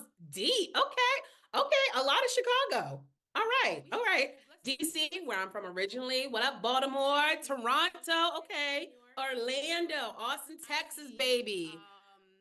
Hawaii, Tiffany, thank you for spending your time with us. I don't know what time it is in Hawaii, but I know it is not the time that it is for me. You guys, I am so excited. Well, look, I want you guys to know a couple of things. First of all, if you have never done a workshop with me before, if you have never had me as your host, get ready. I am chaotic, I am fun, but we are here to have a good time, okay? And we're not gonna be here for a long time, okay? We're here for 45 minutes. So we're gonna get in and get out. My name is Jamae Jackson Gadsden. I am a community manager here at LinkedIn. And if you've ever seen anything on my LinkedIn profile before, I talk a lot about video, specifically how you can maximize your impact with video on LinkedIn. And so I know a lot of you guys are tuning in. Some of you are new beginner babies. You've been dabbling your toes in video. Some of you guys are registered video experts, or are you? We're going to find out, okay? So over the next 4 weeks, I'm going to be in your inbox sharing a lot of tips on how you can take your video content creation to the next level. But today is not even about me. We wanted to do this amazing kickoff by bringing in a friend of mine who is so talented, so dope, and is the queen of all things video editing, Jakira White. Y'all shout out to Jakira. Hey, Jakira. Hi, everyone. I am so excited, you guys. Jakira is dope. She is a senior video editor here at LinkedIn. I'm gonna throw it over to her so she can also properly introduce herself and a little bit more of those receipts, as I always like to say. And then we're gonna hop into today. But before Jakira goes, a couple of things. Number one, please do not spam the comments section, okay? I know we are all excited and hyped. I'm gonna be trying to see and keep up with the chat, okay? I have some of my peoples in the back who are helping me out. I want you guys to be engaged though, okay? If you are seeing something, if you're hearing something, if something is being dropped as a gem and you're like, ooh, I'm gonna apply that, I wanna see it in the chat, okay? This needs to be going up, okay? Don't leave me hanging, don't embarrass me in front of our guests. Also, we took a lot of questions that you guys dropped in the pre-registration form, but we may have time for some live Q&A at the end. To do that, please use that Q&A feature. You know, if you look down there somewhere, you should see somewhere it says Q&A. Please make sure you drop your question in there, okay? I want you guys to engage in the chat, but if you want a question that I or Jakira can answer, please drop it in the Q&A. It'll make my life a little easier, okay? Cool? All right, let's get into it. Jakira, baby, tell the people who you are. Hi, everyone. I'm so excited to be here. My name is Jakira White Madeem. I am a senior video editor for LinkedIn News. So for the past 2.5 years, I've worked on various shows that LinkedIn has produced. And I know a lot of people aren't even aware that we have original content that we produce here. So I work on 2 shows. One of the shows is This Is Working, and that is with our editor-in-chief, Dan Roth. And then the other show that I work on is called The Path, and that is hosted by our CEO, Ryan Roslansky. So it's wonderful content that we produce. We talk to household names, different entrepreneurs, CEOs, just people from all over the industry, and pretty much ask them how did they get to where they are right now. Just pretty much any information that would be useful to you, one of the members of LinkedIn. So when you get a chance, definitely check it out. We've got some great content going. Awesome. Cool. So, Jakira, we're going to go into our Q&A, but before we do that, I think it'd be really great to show everyone here an example of a video that you've actually done and that you've shared on your LinkedIn profile. I think personally what I really like about this video is that it did not take much for you to produce. So I really want to show this audience particular, like, that they can get started with the tools that they have right now. So you guys, I'm going to play a quick clip from of Jakira's, and then after that, I'm going to talk to Jakira a little bit about her thought process, okay? So get your notepads out because it's about to get good.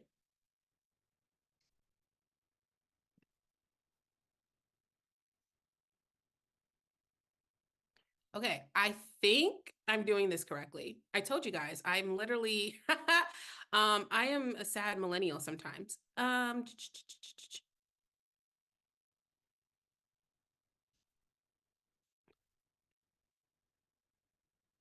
Sorry, guys. Quick second. Let me see.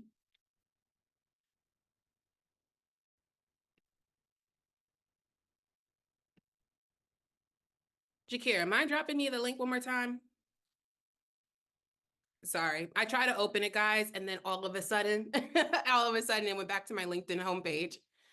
Look, don't judge, okay? We are all habits of creatures of habit, okay?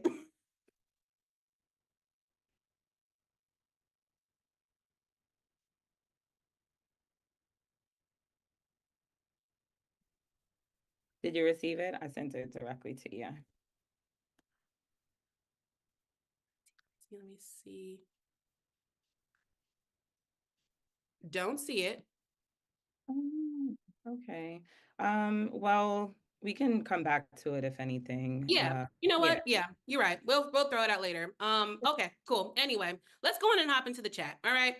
So, Jakira, I want to So many first start messages, off by us impossible to talking keep up with about this. Holy content smokes. creation and strategy. So, a question that someone asked, and I think it's a very fair question to ask, is that a lot of content, visual video content in particular, can start to look the same. Like, what is one way that you can stand out and break the rules when it comes to video? Okay, this is a great question. I am a firm believer of just being yourself. No one is like you. That really is what sets you apart from people. And I think it gives you an opportunity to show your individuality. So, yes, I like to use the example of like there's McDonald's, there's Burger King, there's Wendy's. Like there is something for everyone. They all sell burgers and fries, but there is something unique that the audience wants from each specific entity. So just because you're talking about the same thing does not mean that it's going to be received the same way. The way that I would talk about video is not the same way that another content creator would talk about video. And what I like to do, I like to keep things short. I have a very short attention span, and I feel like that works for me because I just need the information right now, like really quickly. Like, what are we talking about? I don't need this to be long drawn out, and that kind of reflects through my videos that I post, and it's helpful because other people are like, okay, I thought I was the only one. I thought it was just me. So I would say just showcasing your personality, your individuality, like what makes you you. Like that is kind of the best way to set yourself apart from all the other things. Because it's only going to continue to be saturated. More people are going to create content. More people are going to talk about the same things. What is your vantage point? What is your perspective on things? And Yeah. thing, because we all have unique experiences, you Mhm. may be able to kind of just explain things a bit differently and may connect with other people, So, yeah. Yeah, I love that answer a lot because one thing I always try to tell people is that you have to remember, like, you are your own secret sauce, right? Like, you, in your unique perspective and your unique insights, is what stands you out from everybody else. And when you lean into that, that is what distinguishes you from your competitors or others in your market or others who are doing the exact same things that you do. You brought up a lot about like having a short attention span. And I think that that's really important because when we're thinking about short form video at LinkedIn, I always like to tell people like under 2 minutes really is your sweet spot. I mean, honestly, if you can give me 90 seconds, even better. Yeah. But like, what advice would you give to people who they have a lot to say, right? Like they have like this long video and they're like, I don't even know where to begin cutting. Like, what is something they can immediately start doing to sort of trim that video down? Okay, so I would suggest kind of having like bullet points of what you do want to talk about. And if you do like to expand and talk more, make it a series. It doesn't mean that you have to cram everything into one video. Like if you want to talk about walking down the street, you can break it up into a series. So on day one, you're talking about, I was getting ready. Day two, you create another video. I'm walking out the door. This is what happens before I hit the street. Day three, I'm on the street. I encounter X, Y, and Z. Day four, I'm on the train heading to work. Day five, this is the wrap up of work. So if you really do have a lot that you want to say and get out, don't feel like you have to do it all in one video. And also, just nowadays, you know what I mean? Like, just think of different ways to approach it. And that'll also give, people a more up close and personal, experience with you. Like, because if you did just cram it all into one video, one, you might lose their interest after a certain period of time because it's like, okay, like what like what's happening? Like what are we getting into? But if you're kind of just like, get ready with me, I'm about to walk out the door. If you saw my previous video, you saw me getting out the door. Now we're gonna go to the street. If you saw my previous video, you saw me getting out the door, heading to the street. Now we're about to get on the train. So you can make it a series. You can extend it. You don't have to cram everything into one. So Yeah. yes, we have short attention spans. It is Right. to kind of make things like biteable and digestible. Is that a Yeah. word? You know what I mean. Digestible is a Hell yeah, word. it's a word. Yeah, girl. Look, we were all here with you, right? We listen, we don't Yes, judge. I know what I'm talking about. But I love that you said that because actually I see in the chat, Nikita says it's hard not to have a shorter attention span these days. And Nikita, you have not told a lie. Okay. You have to really think to yourself, like, where is my audience like resounding and what's going on? Think about it. People are on their way to work. They're moving in between meetings. They're on their lunch break. People have only a finite amount of time. So you really got to get in there and get out. And I love that some of you guys are dropping in here too, like under a minute, 47 seconds. Yes, shorter does not necessarily mean that you are losing gems. In fact, it challenges you, I think, in many ways to be an editor and to really think, what is the content that I need to share? I love that. Also, guys, quick question. I mean, please, like, I love that you guys are building community here, but if we could just stop the promo links just a little bit, I really want to make sure that any comments you guys are leaving that we can surface it up. Remember, this is community building, right? Like, we're here to build together as a community, okay? Awesome. But if you guys are enjoying it so far, you can definitely let us know that too. So another question, and I think this is going to be good specifically for those who work in corporate spaces or maybe are even C-suite or executive leaders. What are tips that you would share on how to create good videos specifically for corporate leaders who may like to lean into the more professional insights or maybe even the professional aesthetic? Okay, so this is actually really interesting for me because the content of the shows that I work on really do revolve around managers, C-suite leaders, business owners, just top executives of like companies we use every day. Uber, Google. We literally had the CMO of Google on This Is Working last week, and she spoke a lot about AI and just carving out time for yourself throughout the day. And what I wanted to say was,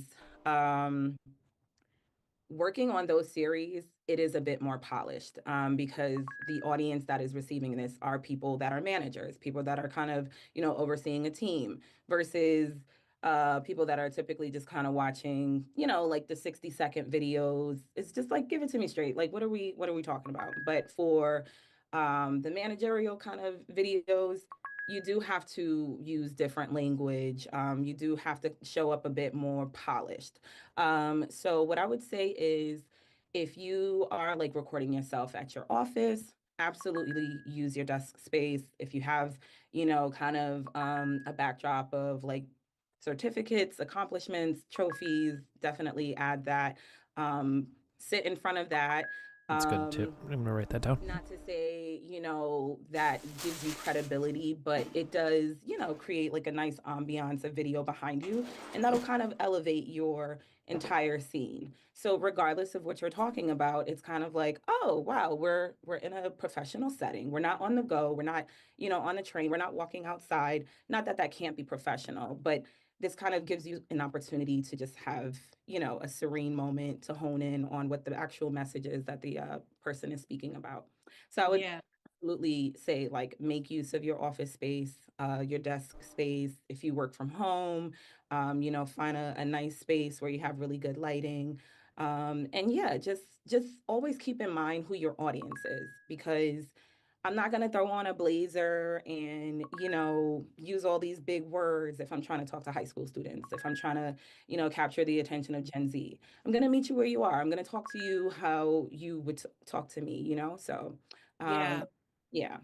I love that a lot because actually we have a question that comes in from Manju who asks about creating content specifically when you're trying to focus on a unique subject. And they particularly are an HR professional and they're trying to really figure out how to reach people to educate on HR. And like they feel like maybe people are not necessarily engaging with the content. But from what I'm hearing with you and from what I've seen, one, having that unique value proposition, right? What makes you different than everyone else is key, but it's also the storytelling and also being able to put yourself in the seat of the audience. Like, what does the audience want to know?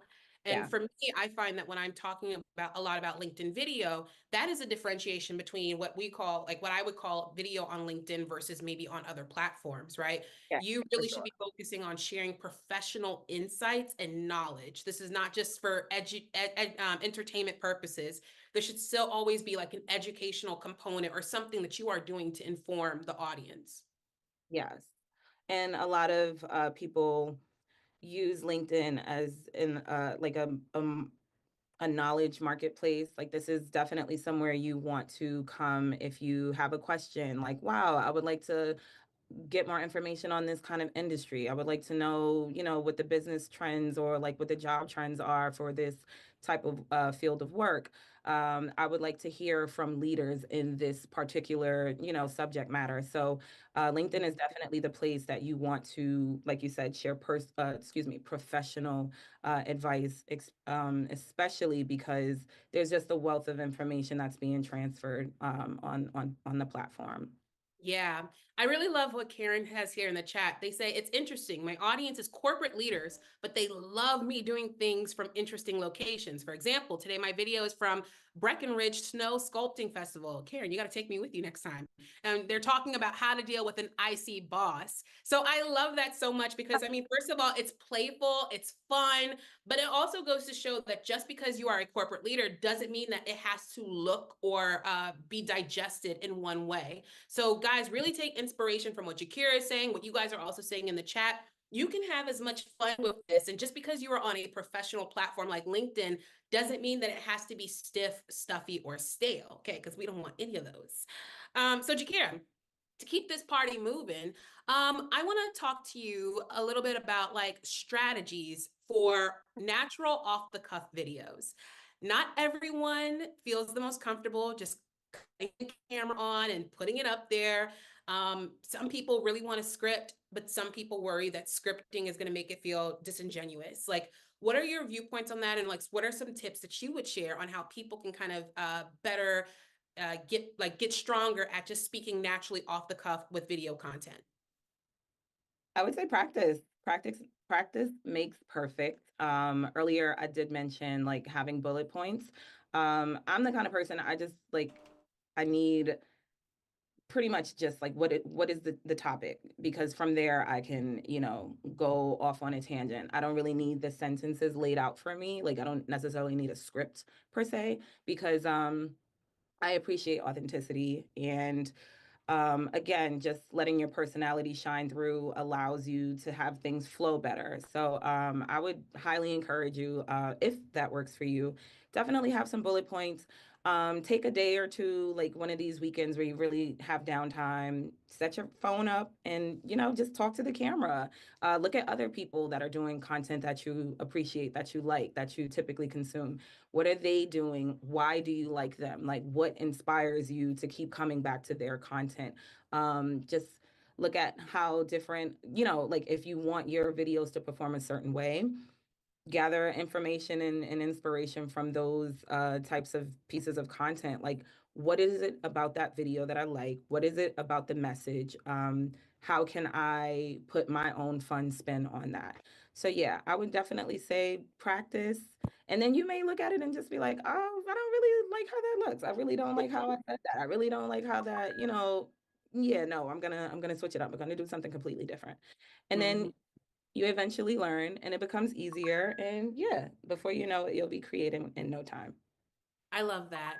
Yeah. Quickly, I want to answer this question because I personally just think it's very sweet and cute. They said, Jamae, your video looks so crisp. What camera settings are you using here on Zoom today? And what kind of light? Thank you so much, because I definitely thought my skin was acting up today. So you guys made me feel better. Funny enough, this is literally just my laptop. So again, you do not need a lot to get started. If you look at any of my videos on LinkedIn, I am shooting on an iPhone. I have been a content creator for over a decade. And guys, I have spent thousands of dollars on really expensive camera equipment that 99% of the time I don't use anymore. So you can really get a lot of access with like just your native things. Now I do have a little ring light here that I propped up because I don't have natural lighting in here. Jakir and I are going to talk about audio and lighting in a second, but like, again, this little bad boy was $5. Like, I got it off Amazon. Like, you do not have to go for broke, and I urge you not to. Learn from me and my past mistakes, okay? Don't be like me in this sense. So let's talk about time management, girl, because we all only have 24 hours in a day, and I mean, really, we don't have it because we need sleep. You guys, drop it in the chat if time management is something that you also find yourself challenged by, particularly when you create video, because I know as a creator myself, I'm always trying to figure out, how do I divvy up time? And so we received a number of questions about how to effectively time manage and tips on quick video editing, particularly for the newbies who it feels like it just takes them a lot of time to edit. Okay, so video editing is time consuming.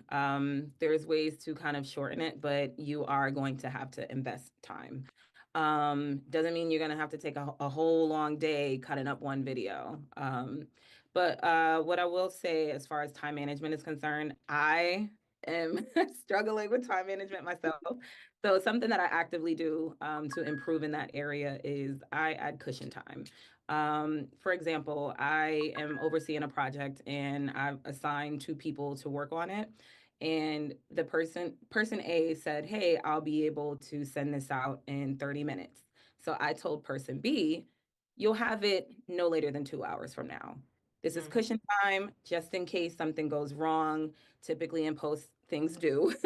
So post production, excuse me. Typically when you're editing video or just creating content, sometimes things happen. So this gives a person A time to, fix whatever hiccup they might experience and still get it to person B on time. So I always try to do that. And then for myself, I really like to give myself an additional like 15 minutes of something. Like for this, I'm currently like in meetings today. My team is having a summit, and I purposely made sure that I left from them 10 minutes prior, which was 20 minutes prior to this. So I always try to give myself like 30 minutes before something that I have to commit to. And it is a work in progress, but it is something that I'm actively working on. So that is my authentic point to you guys. Well, a couple of other tips I would give specifically for those of you who are trying to figure out video. I love batch content. Batch content. And if you don't know what that means, it is essentially when you book a certain period of time, you sit down and you like knock out multiple videos at a time, right? So I might have an outfit. If you want to get a little extra seasoning, you can add a couple outfits, right? You can have some in the back that you just swap out.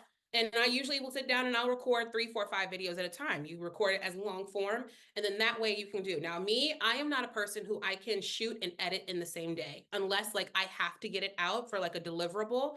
So what I like to do is day 1 is shooting, and then day 2, I'll come back and then I'll edit. And then day 3 might be when I'm going in and I'm really refining. I'm going to tell you guys like a secret. Most times, even my 1-minute cut down videos, that's like by 4th or 5th round edit. Okay. Usually I cannot get all of that down because if you're shooting 5 minutes, again, you're married to all of the content.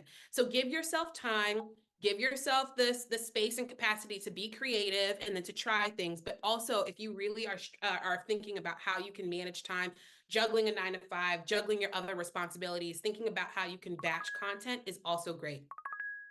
With that being said, I think that another thing that like people also are always curious about is how many times they should be posting on LinkedIn to be effective with video. Now, I have strong opinions about this, but Shakira, as a video editor, like what is your thought process about the optimal cadence to post? I could do a better job, I'll be honest, right up front. But the kind of content that I work on is long form, and we typically release this on like a weekly or bi-weekly basis, depending on the show schedules. So, but for personal content, if you are looking to become a content creator, I think more is better. Not saying every day and saturate it, but I would say at minimal, like twice a week, just to kind of keep people coming to your page and like, oh, there goes Jakira. Oh, there goes Jamae. Oh, okay, yeah. What was Jamae talking about last week? Like, so yeah, I would say about 2 to 3 times a week, if that works for you with your life, because like Jamae said, we're juggling different things. So yeah, I would say about 2 to 3 times a week. And if you're feeling very zealous, then go ahead Right. to the 4 to 5. Right. Yeah, no, I think that I definitely try to challenge people to try to get at least 2 videos out a week. And that's for a number of reasons. First of all, you won't know what your audience is responding to until you have put out enough to actually measure it, right? Like it's like if you sing one song, you don't know if you're a good singer or not, right? Unless like I don't know, you're Beyonce or Taylor Swift, right? Like, or something like that. But like, other than that, the rest of us, we need to put enough out there so that we can get some feedback. And the great thing is we have so many video analytics that built in with LinkedIn that's going to kind of help you measure your impact over time. But I say it's a muscle, right? Like you would not try to go to the Super Bowl if you're not training in the gym and getting out on the field. So get yourself out there, post the videos, perfect it. Your 100th video is not going to be the same quality as your first video. That's and true. that's good. You Very should see true. the growth, right? But It's then actually super cool also, to I start think that simple and even see in the the days growth that of you're the not videos. posting video, you could still be spending time on LinkedIn doing other things. You could be commenting on other people's posts. You could be building community. You could be hopping in people's emails and building connections. Um, I often find that people see LinkedIn or particularly like their storytelling on LinkedIn as an afterthought. But instead of being reactive, if you're proactive by already putting the content out there, you've primed your audience so that by the time you have that ask, whatever that ask may be, right? A new job, a new opportunity, a new connection, your audience is bought in. I learned this when I was getting my master's degree. People do not buy into brands, they buy into people. So the more you can humanize and share your story, the more people will resonate. And I love that because I just saw Karina's note in here that says, I have realized that the appetite for hyper edited content is sometimes counterproductive as it takes away from the feeling on the viewer's end that they are connecting with a real person and not a professional, distant newscaster. I love that. Now, obviously, there's going to be some times you want the glitz and glam. Anyone who knows me knows I love a glitz and glam. I love a little feather boa. I love a little ring light. I love it all. But you're absolutely right. Being more personal also allows for people to connect in. And that also goes into the storytelling. All right, guys, let me know. Are you guys enjoying this so far? The chat is moving. Okay. Shout out to my amazing teammate, Jerry, in the chat, also helping answer some of these questions. You guys see all the hearts. I see all of the emojis. Thank you. I am an emoji queen. So I love it. Thank you guys so much. All right, let's keep this party moving. All right. So, Jakira, we talked a little bit about this, about special lighting or like tools that people would have. You know, what is there anything else that you would say, particularly from a setup perspective, that like people can do and implement like right now, as far as like building their physical space when it comes to video? Like, do you need a specific camera or microphone for this? No. You just need your phone or your laptop, and you can make it work from there. For example, like I'm literally filming myself right now. I had it set up in the corner, and that is me creating content as I'm speaking to you. So what I wanted to say, this is a tip that I wanted to leave you all with. I'm not sure how often everyone creates content. Earlier, you mentioned batch content creation. I just wanted to kind of suggest like evergreen B-roll. Evergreen is something that can be used all the time. It doesn't necessarily have to be tied to a date or time of the year. It's just something you can use all the time. So something that you can use is record yourself typing on your computer. You can use that for anything. 5 reasons why ... No one knows what you're typing. No one knows what's going on your computer, but this will give you an opportunity to list bullet points on your screen. Someone said many may not know what B-roll is. Will Robinson said that. Yes. So B-roll is just kind of secondary footage. So for example, Jamae and I right now, this would be A-roll. This is like the primary footage that we're using. B-roll would be this room that I'm sitting in. Like if I showed you the desk, if I showed you the window, if I showed you the chair, that would be B-roll. It's just complimentary footage. And you can use this to create content. So it could be yourself drinking a glass of water, drinking some coffee, making tea, you know, just kind of writing in your journal, typing on your computer. This is footage that you can use for anything, basically. And I think that's great for content creation. It's something, coffee. Yes, I'm from New York, so yes, coffee. So yeah, I would definitely suggest that you take advantage of that, because there's going to be times where you can't do things that are in the moment. Like, you're not talking about the Super Bowl, you're not talking about Valentine's Day, you're not talking about Thanksgiving or Christmas. What can you do with that footage? That can be anytime, like that is useful 24/7. So I hope I made that clear. And what was I going to say? Always make sure your footage is concise, and what you're saying is concise. I like to kind of make things like 3 bullet points, no more than 5. Like, here's 3 things you should do for X, Y, and Z. Here's 5 things you shouldn't do if you want X. So yeah, and that is pretty helpful for me. Just here on our team, we've actually learned, like, when you number things, when you kind of, it makes a difference, and people actually pay attention, like, oh, this is the number one reason why people don't want to do X, Y, and Z. So yeah, I hope that was helpful. Yeah, so that's really helpful. I think also like scripting is really helpful also in this, because for people who particularly don't know, like, how do I keep it concise? Like, scripting is a very good tool to have. I think a good video has a strong beginning, right? You have a strong hook, which is going to hook people in within that 3 to 5 seconds. Remember, we have short attention spans. I have the attention span of a squirrel. So you really got to hook me in the first 3. Okay. Then you want to have like that strong middle, right? Which is where Jakira is also talking about, like, if you have your bulleted points, or if you're focusing on like one key takeaway, insight, whatever. And then you're going to have that very end, which we call usually a CTA, a call to action. Now, a call to action can also happen throughout the video, right? We've been doing call to actions with you all this entire time. Drop it down in the chat. Let me know this, let me know that. You want to make sure your audience knows what you are asking them to do. Do not make assumptions, because people will just watch the video and they will go. And what a measure of a good video for me is a video that gets engagement. Is it getting comments? Is it getting reshares? Are people finding it engaging? Likes is its own thing, because we can all just scroll and like. But if someone took the additional step to engage, that is an indicator to me, and also to the LinkedIn algorithm, that this is a strong piece of content. So for those of you who are thinking about, how do I practice being concise? Really think about how you can script and then practice, but practice enough so that it does not feel repetitive. We only have a few more minutes left with Jakir, and I want to get through a few more questions. I noticed that there's a couple questions in the chat about video editing tools. This is what I will say. You guys have been dropping so many editing tools in the chat, so please continue to do that. I think it's great when we leverage our community to share, because the truth is there's so many apps. What I will say is there are a lot of free editing apps you can get started with. If you feel like you've mastered that, or if you have a team, or if you have a budget, you can obviously elevate. So everyone has different things and tools. So definitely utilize the chat, guys, and drop down like what some of your favorites are. I'm seeing a couple of them that I also love as well. So definitely so. So Jakira, really quickly, one thing I see sometimes in videos is that people don't know how to position themselves. And guys, if we haven't stressed this enough, we're talking specifically about vertical video on LinkedIn, right? Which is already rolled out. You can already see it on your feed. You can see it on mobile. When you go into the video immersive experience, you see it. So I'm literally talking about like 9:16 ratio vertical video, okay? One thing that I see a lot of people don't know is they don't know how to position their bodies within the video. So can you give some quick tips on positioning? How should people position their body? How much headspace is too much or too little? Like, what are some things that they should be thinking about as they're planning out their video and where they stand?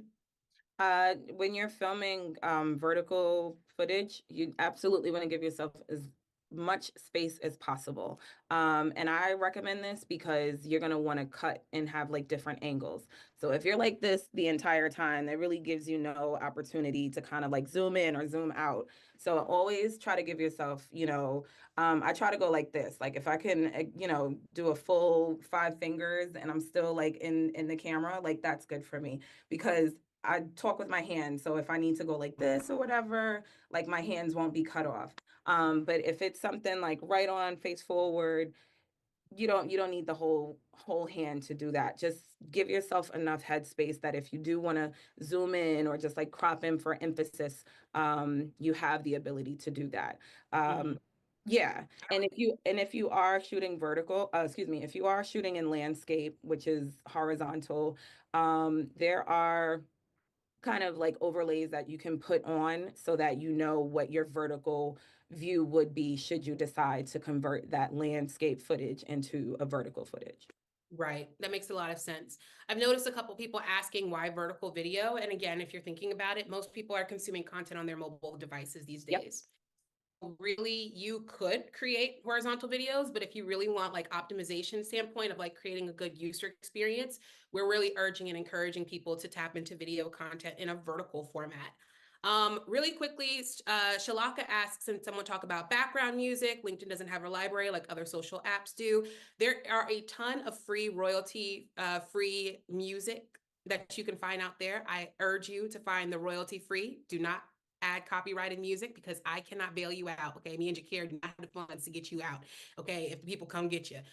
So I would say there, check out apps. There's a lot out there. I encourage background music. It's nice. It's enticing. It keeps people going. Okay. But definitely make sure that you are always getting permission to use whatever, including that B-roll footage that Jakir used. If you're using something from Getty Images, make sure you get the rights. All right.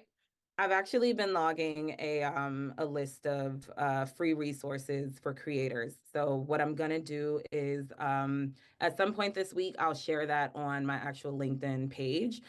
So before we go, I'm going to drop in my LinkedIn page once again and make that resource available to you all because I've used them in the past. I've actually seen some people drop them in the chat. But I'll just call out, some people mentioned Canva, some people mentioned YouTube audio library. So yes, those are things that are available to you that are free or low cost, that will not get you in any trouble later on. So yeah. Yes, yes, definitely so. And yes, someone dropped also about for background music, please don't make it loud. Okay. It could be like quiet elevator music. Okay. Make it enticing. Don't make it overwhelming. One Awesome. more thing, sorry, really quickly. If you're gonna use music and it has like a fast-paced beat or something, cut to the music because that'll definitely give your videos a nice umph. So yes. Yeah, I love that. And the great thing about that is a lot of these video editing apps nowadays will also allow you to sync the music when you upload it, and then it actually can kind of do a predisposed cut. Again, at the end of the day, as many apps as you guys want to use, also make sure you are using a discerning eye with your content yourself, okay? So guys, look, I'm so sorry, but we want to make sure you guys get out of here, okay? Everyone, please give it up for Jakira in the chat. I have seen that a couple people have found, you guys are fast. You guys are detectives. You guys found her LinkedIn profile, okay? I'm going to hire you if I ever need to find somebody. But you guys are so wonderful. Jakira, thank you so much. I will definitely make sure that this group in particular gets that video of yours, but if not, they can just go to your LinkedIn profile, engage with you, and I know you're going to be sharing a lot more tips. So guys, thank you so much, Jakira. Everyone else hang out, but Jakira, I'm gonna send you off in love. Thank you, friend. Thank you. Thank you all. Have a great one. Awesome, guys, wasn't that amazing? I think that was pretty amazing, okay? Even with my little tech hiccups, I hope you guys have gotten a lot out of today's session. And this was just the first of three, okay? So a couple of things. We got to do some housekeeping, okay? First of all, if you guys have enjoyed today, please leave it down in the comments. I get to see all of this later. I want to see what other questions we can continue to answer for you guys and how else we can make this a really serviceable. But at the end of the day, I hope you guys at least built community and got to learn a little something new, even if it was no more than just a laugh. Second of all, you all have homework, okay? Your homework, of course, is to create some video content, okay? So don't just come over the next 3 weeks and then not be creating video, all right? I want you to start challenging yourself. I want you to put yourself out there. Someone asked about how can you find ideas for consistent content week over week. I think there's a couple of things you can do. First, if you read trade publications in your industry, start there. Also, if you are on the LinkedIn homepage, if you look over in that right-hand rail, if you're on desktop, you should see our trending news. Those are curated every day by our editors. You can use that as a launch pad to see what are some of the conversations that are actively happening. But even if you don't already see it happening, you could be the change you want to see in the world, okay? You can start creating yourself. Now, with that being said, when I sent out that email last week, making sure that you guys had all of your resources and stuff, I also shared with you all a form that you guys can submit for video possibility of getting placed into those storylines, as well as to what we call Spotlight, which is where we kind of get to send out your content. So a couple of quick tips on that. First of all, the form is in that email. We'll make sure we drop it down in the chat here too. You'll also get it in your next follow-up from me, which will be next week, to remind you about next week's session. But please make sure that you guys are just doing your due diligence, that you're following the instructions, you're making sure you note everything as it is.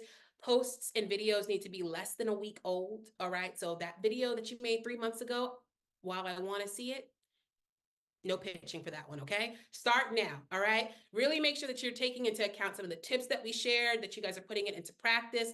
Every week, I'm sharing with you guys different video prompts and tips that you can incorporate. And I really want to hear from you guys, okay?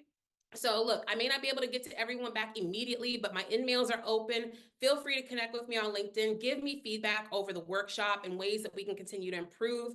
In the meantime, I hope you guys have a wonderful day. Get those videos out, okay? Look out for a video, look out for another email from me next week with some more tips and a reminder for our event next week, where we're going to bring in another fabulous colleague of mine who's going to talk all about creating content for trending news. Okay, so I know a lot of you guys were thinking about evergreen content, but we also want to tap into timely topics. And so you will definitely want to make sure you are there.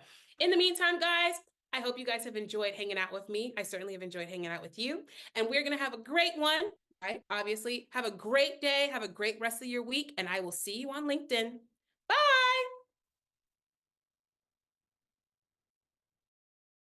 Recordings. That was like a drinking from a fire hose. Holy smoke. A lot of information. That's super valuable. I've got some good notes down here. Putting credentials behind me to make it seem like a more professional setting. Looking at engagements as a predicator of metrics and success over likes. Keeping things concise. Looking at trade publishing for topic ideas, trending notes, or trending news as well. So those are some good things. We'll look forward to where that can take us next.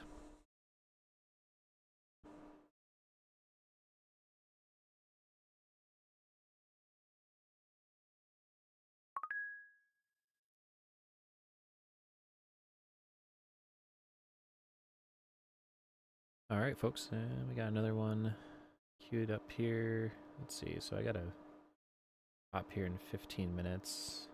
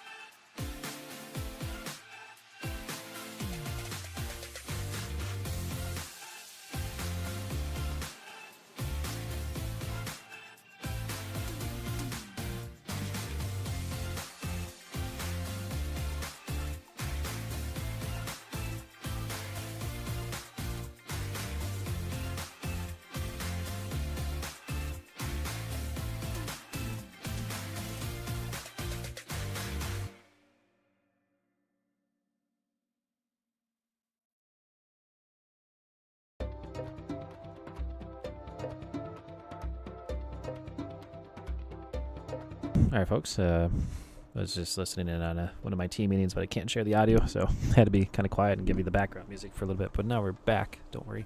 And we're going to get into the next meeting here. We got one more meeting, and I'm done with meetings for the day. Done.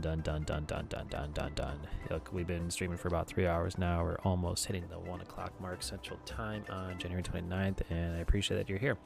If you're watching live or recorded, please do check it out and like, follow, subscribe, and share so that we can continue to create this awesome content for you and help grow our community and grow our businesses and the value they provide to the world. So what are we going to do next? We got this other 10KSB meeting around your money story, crafting your growth narrative. I'm going to try to sit up right and stretch. Thank you for registering for our webinar. Faculty provide in-depth review on the three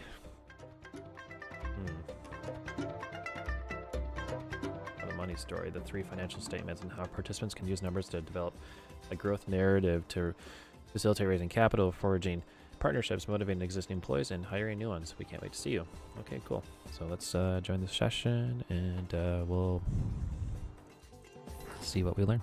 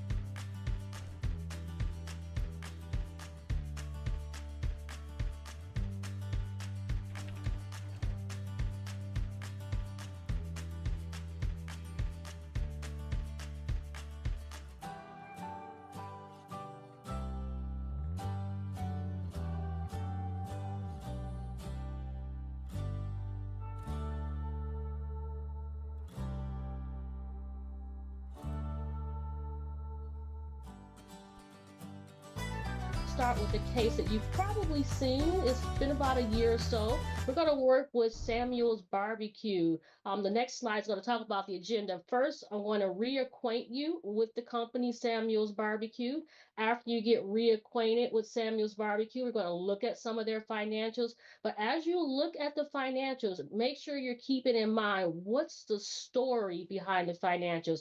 And oftentimes, I like to describe the story as how did they get to this point? So our agenda, once again, is going to be looking at Samuel's Barbecue. I'm going to catch you up on where they were when we talked about a year ago. Then we're going to look at some of the numbers that they've had for the past few years, describe those numbers with the story. And once again, we're going to look at an opportunity. And remember, our primary goal here is to craft a narrative. And so let's go ahead and get started. Starting first with Sonia's, who is the sole owner of Samuel's Barbecue Restaurant. It's a barbecue restaurant company based out of Detroit. They've been around for quite a while and they've been doing very well, has very good press reviews, very good following, recurring revenue, very strong pillar in the company. And so what we're going to do now is just briefly take a look at what happened to Samuel's Barbecue Restaurant over the past 3 years. So looking first at the income statement, the 2020 through 21 and 2022 income statement. I want you all to notice some trends. I always like to focus on trends, and starting with the top part of the income statement, you're going to notice that despite the fact that 2020 was COVID, the company still had revenues. And in 2021, revenues actually increased and continue to increase. But if you recall, Samuel started to do something during COVID, which was selling barbecue sauce.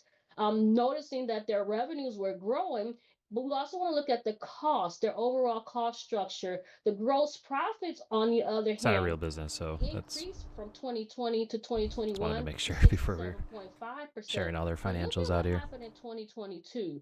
The gross profit declined to 61.6%. So that's what happened. What I'm interested in hearing you all fabricate is how. Why did the gross profit go down?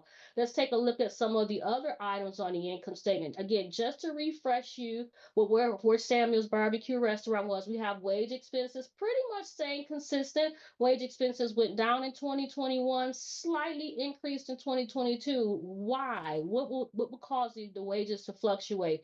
And one other thing I really want to point out to you is that interest expense. Look at the interest expense from 2020 was 1.2% of total revenue. It declined in 2022 to 0.8% revenue. But look at the number. Remember how Richard was saying it's not always about the number, it's the story. The actual expense itself is greater than what it was in 2020. So why are they paying more interest expense in 2022 compared to the prior years? Let's take a look at the balance sheet to refresh our memory about the balance sheet and get a look at their overall financial position. We know cash is queen. That's how I like to describe it. Cash is queen. And despite the fact that they have additional revenues, and we saw that their revenues are growing, oftentimes we think of that as money in the bank. But look at their bank balance.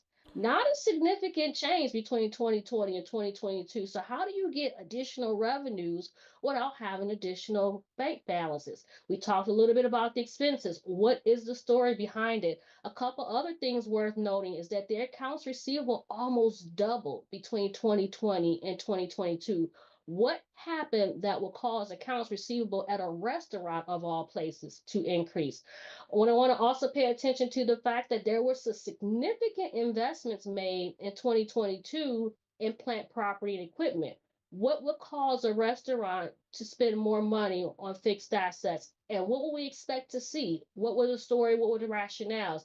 A couple other things worth noting, despite the fact that they've purchased new assets, despite the fact that the cash is remaining relatively consistent, long-term liabilities hasn't changed much. The liabilities haven't changed much. For 2020, you're looking at 164,000 in liabilities. To 2022, you're up to 166,000. So where did the money come from to get those assets? Where did the money come from? What is the story there? A couple other things worth noting here. There was no additional contributions from the officers, so no additional money coming from the owners and put into the company. Where is the cash coming from?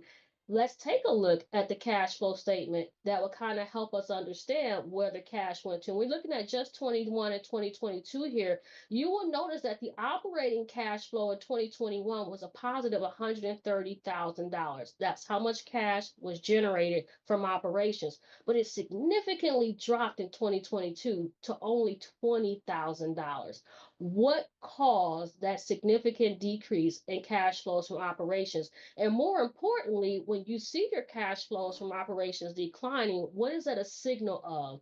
I like again to look at trends to see what's coming, what are things that are happening in the organization, in this case, the barbecue restaurant, happening that we need to address because there's over $100,000 reduction in cash flows from operations. And remember, operations cash flows is the area that you control the most.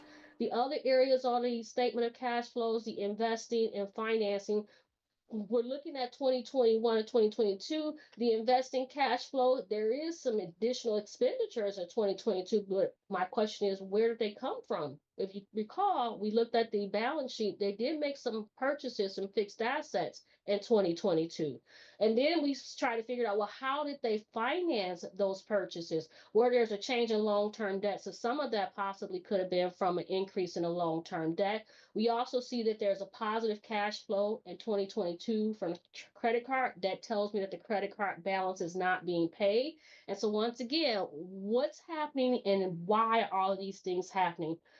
The other thing we want to look at really quickly, just to recap where Samuel's Barbecue Restaurant are, was some of the key ratios. Again, we're not calculating the ratios here. We just want to take a look at some of those key ratios. We talked already about how revenues continue to grow despite the fact that we were dealing with COVID. The gross margins, on the other hand, were declining.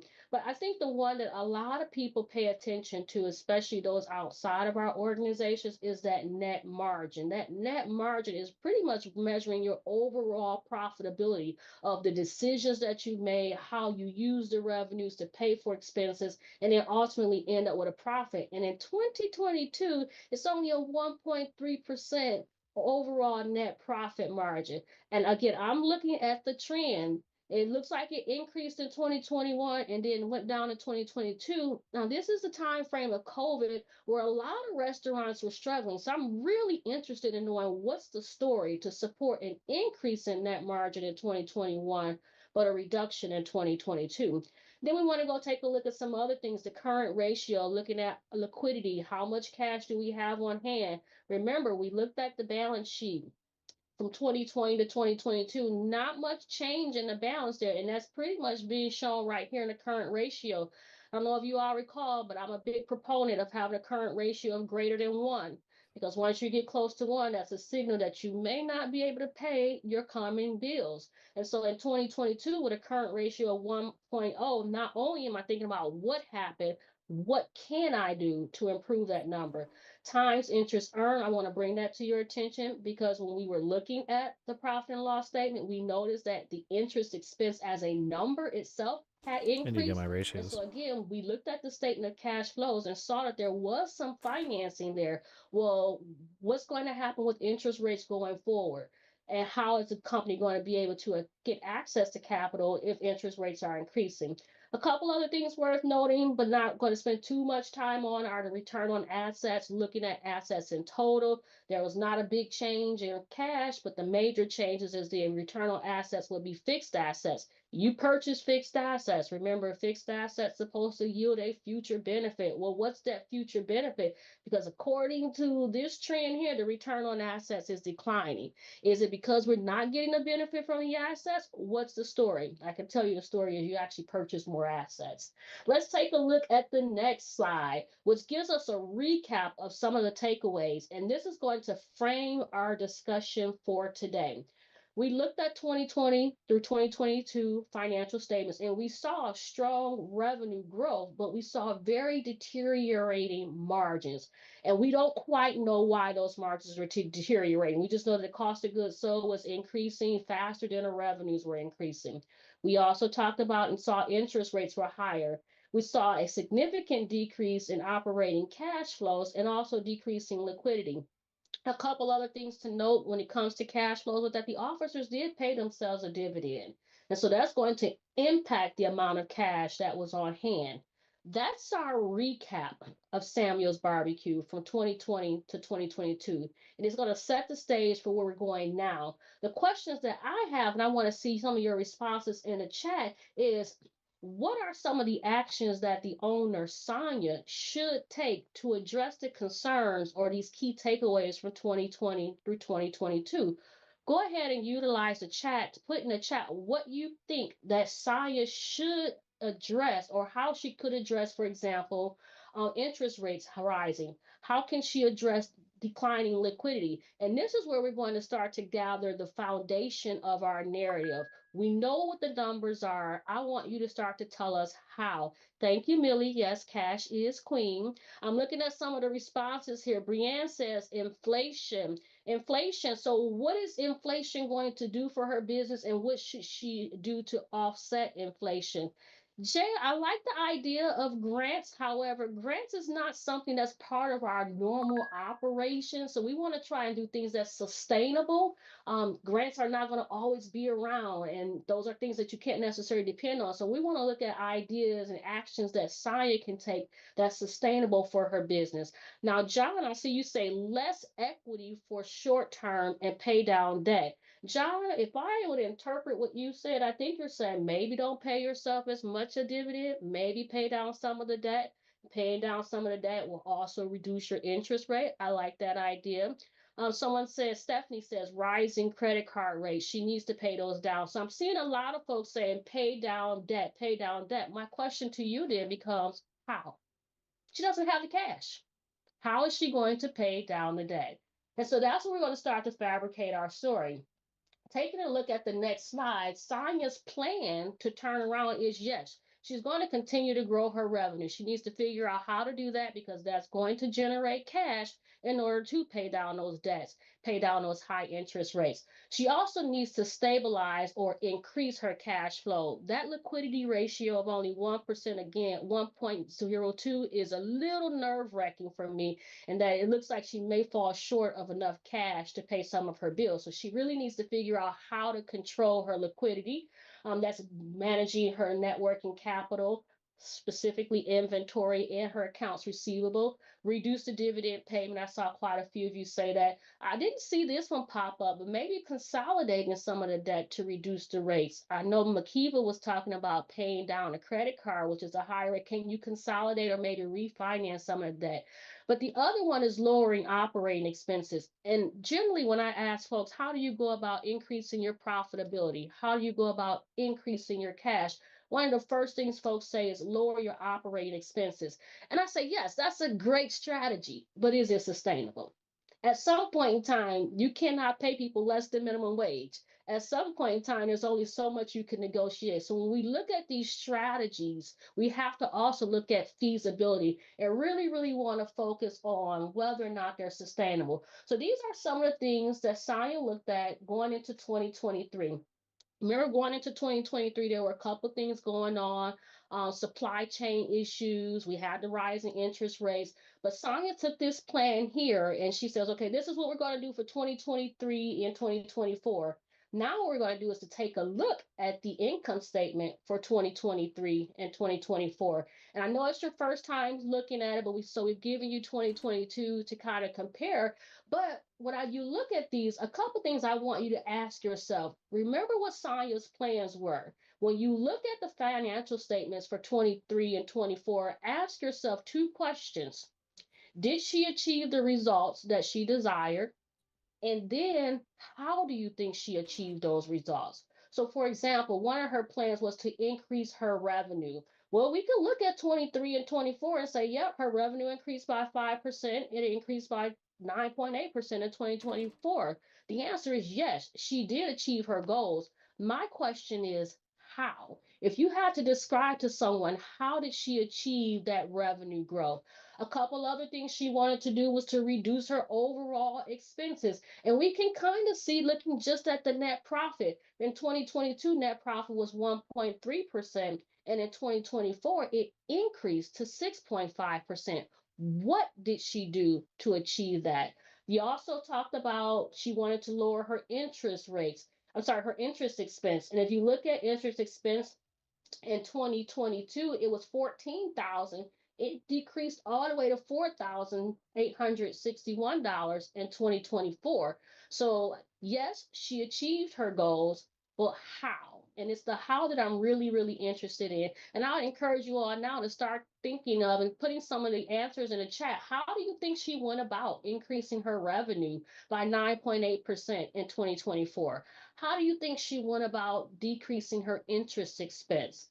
That's the story that we want to put together, because if we can tell the stories of our successes in the past, then we can use those same successes to tell and predict the future for our businesses. Now let's move on to the balance sheet. Remember, Sonia had some goals for the balance sheet. I want you to do two things: evaluate the results and then think of how she achieved those results. So one of the things she wanted to do was to stabilize her cash flow. If you look at the balance sheet in 2022, she only had $21,000 in cash. In 2024, it went down. So my question is, did she achieve her goal for increasing or stabilizing her cash flow? And the fact that it went down, I would want to know why. Some of you also made mention of her long-term debt, maybe paying down some of her debt in order for her to reduce her interest expense. And so when I look at her debt, her long-term debt for 2022 being 41,000, it actually increased to $97,000. Shanice, I'm sorry, are you looking at 23, 24? I think you might be looking at the wrong numbers. 23, 24. Am I on the right slide? So debt went down 23 and 24, and cash went way up. Okay, I was on the wrong slides. Thank you. Yep. 20, thank you so much. I'm looking at the wrong slide. So now, yeah, $22,000 in cash for 2022, $29,000 in cash, and then 24 it increased to 147,000. So my question was, did she achieve her goal? And based on the numbers, yes, she did. Her cash increased significantly to almost $150,000. I also wanted to draw your attention to liabilities. Some of you said she needs to, in order for her to achieve the lower interest, she need to pay down those liabilities. In 2022, her liabilities were 166,000. She paid down nearly half of it to 81,000. Now the question is, how did she do that? And me, I'm trying to connect the dots. How did you manage to pay down your debt and still have positive cash? Your cash increased by over $100,000 in 2024, and you also paid down debt. How did you attain that? What's the story behind that? And oftentimes, when we're trying to describe how cash changed, we look at the statement of cash flows. So, taking a look at the statement of cash flow specifically from operations, what we see immediately in 2024 is Samuel's Barbecue Restaurant generated $143,000 in cash from operations alone. And so I asked, how did you pay down debt and get more cash in the bank? Well, she generated positive cash flows from operations. And then you can see under the investing and financing section what she did to that cash. She used that cash to pay back and pay down a credit card. She used that cash to also pay down some of the debt. Another thing that's worth noting, and I think someone mentioned this earlier, was in 2023, notice she did not take a dividend. In 2022, there was a $20,000 dividend. The owner, Sonia, said, you know what, 2023, I'm trying to improve my cash position. I want to pay down some debt, so I'm not going to take a dividend. And in 2024, she took half of it. So sometimes as business owners, we have to make those sacrifices ourselves in terms of what we take home in order to best position the company. I'm kind of curious to see, after looking at all three financial statements in the chat, what's your overall response or your overall evaluation of how well Samuel's Barbecue Restaurant did in 2024? How do you think she did? So Trisha said you turned AR into cash and sold off some inventory. Definitely, that's managing our cash flows. Also looking at the working capital there. So you say, good job, Sonia. Thank you. A couple other folks noted the accounts receivable was turned into cash. Trisha, you also pointed out she didn't use that cash to pay down a debt. where on the statement of cash flows, we saw she had a lot of cash generated from operations. That's selling the inventory, collecting the cash on the inventory, the receivables, and then using that cash to pay down the debt. What are some other things that you think she did well? I see a lot of folks say she did a good job. So, Brad, you said she had three options, which is to increase revenue. Maybe she got new customers. I like that. That's the story. Maybe she raised her pricing. Maybe she offered new products or new items on the menu. So it's one thing to say I increased my revenue, but I want to know how. So, Brad, thank you for that. She possibly did those things as well. Angela even says she probably increased her pricing and reduced her labor and cost of goods sold. So that's how she was able to control some of her expenses. And so I see a lot of you following along, kind of seeing the same stories, and now you're putting together how she achieved these goals. So let's take a look at the next slide and see some of the key takeaways. Yep, sustainable revenue growth. And I think, Brad, you hit on it. She probably did 3 or 4 different things. Improve the margins by increasing pricing, maybe even lowering the cost of goods sold, maybe negotiating better pricing for some of her products. The interest expense went down because the debt was going down. Notice that she paid off the credit card debt and she sacrificed a little bit as the owner by not paying herself a dividend in 2023 and just paying herself a small dividend in 2024, and look at the results. In 2024, she has nearly $150,000 in cash on hand. Those are our key takeaways. Now, she has another opportunity. She has a new opportunity that we want to talk about and shape the narrative for. So if I were to ask you what she did in 2023 and 2024, what would be the story that you can tell that she did? Well, we could say she possibly implemented a training program.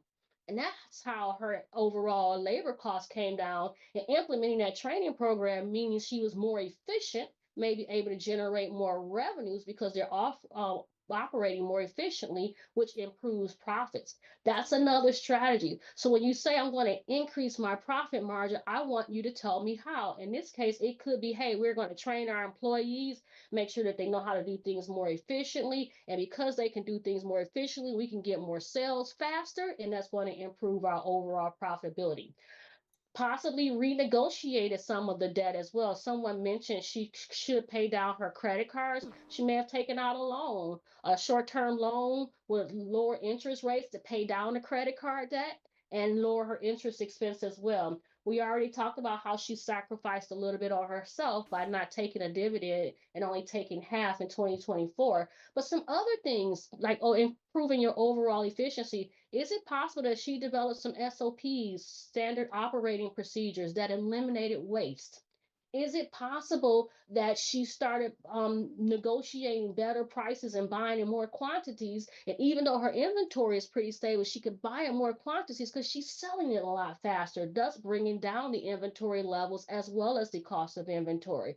And I really want to draw again your attention to not so much just the numbers, but how did she get to these numbers? Now we're going to talk about a new opportunity that Sonia has. And I'm going to ask Richard if you could read the opportunity for us. Sure. Thanks, Sonia. So in early 2025, Sonia learned that a well-known competitor, BBQ Haven, was struggling financially and considering selling the business. BBQ Haven had a strong brand presence and a loyal customer base, but had been hit hard by the economic downturn and rising costs. Sonia saw this as a golden opportunity to expand Samuel Barbecue by acquiring BBQ Haven and its assets.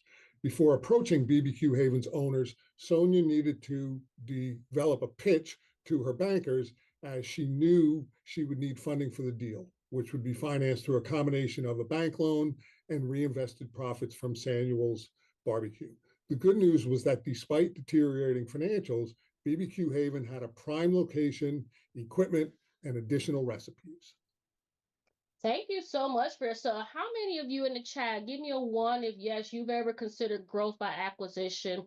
Say 1 in the chat. If you consider growth by acquisition, or maybe you have not, and it's the first time you're hearing Growth by about it, or maybe acquisition. you've heard other folks consider it, let's talk Kind about of, but not what really seriously. information you would need in order to evaluate a growth opportunity of acquisition. Quite a few of you have, so this should be a pretty engaging discussion. Before we go in and determine what we could be asking for to finance and to purchase havens, you all have to do some due diligence. And so what we're going to do is we're going to evaluate the financial statements from Barbecue Haven.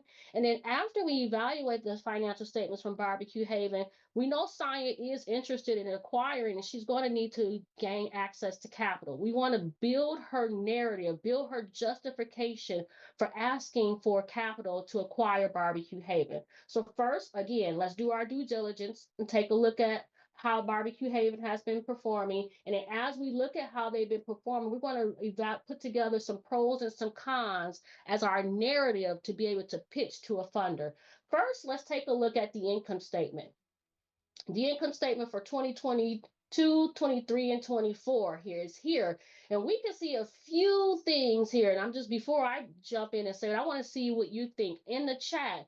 How do you think Barbecue Haven has been performing for the past 3 years? What are some of the things that jump out to you as you look at this income statement for the very first time? I see revenues are trending down, Jose. That's always the first thing I see. Are there any other trends or anything else that jumps out to anyone when you look at this company that she's potentially going to acquire?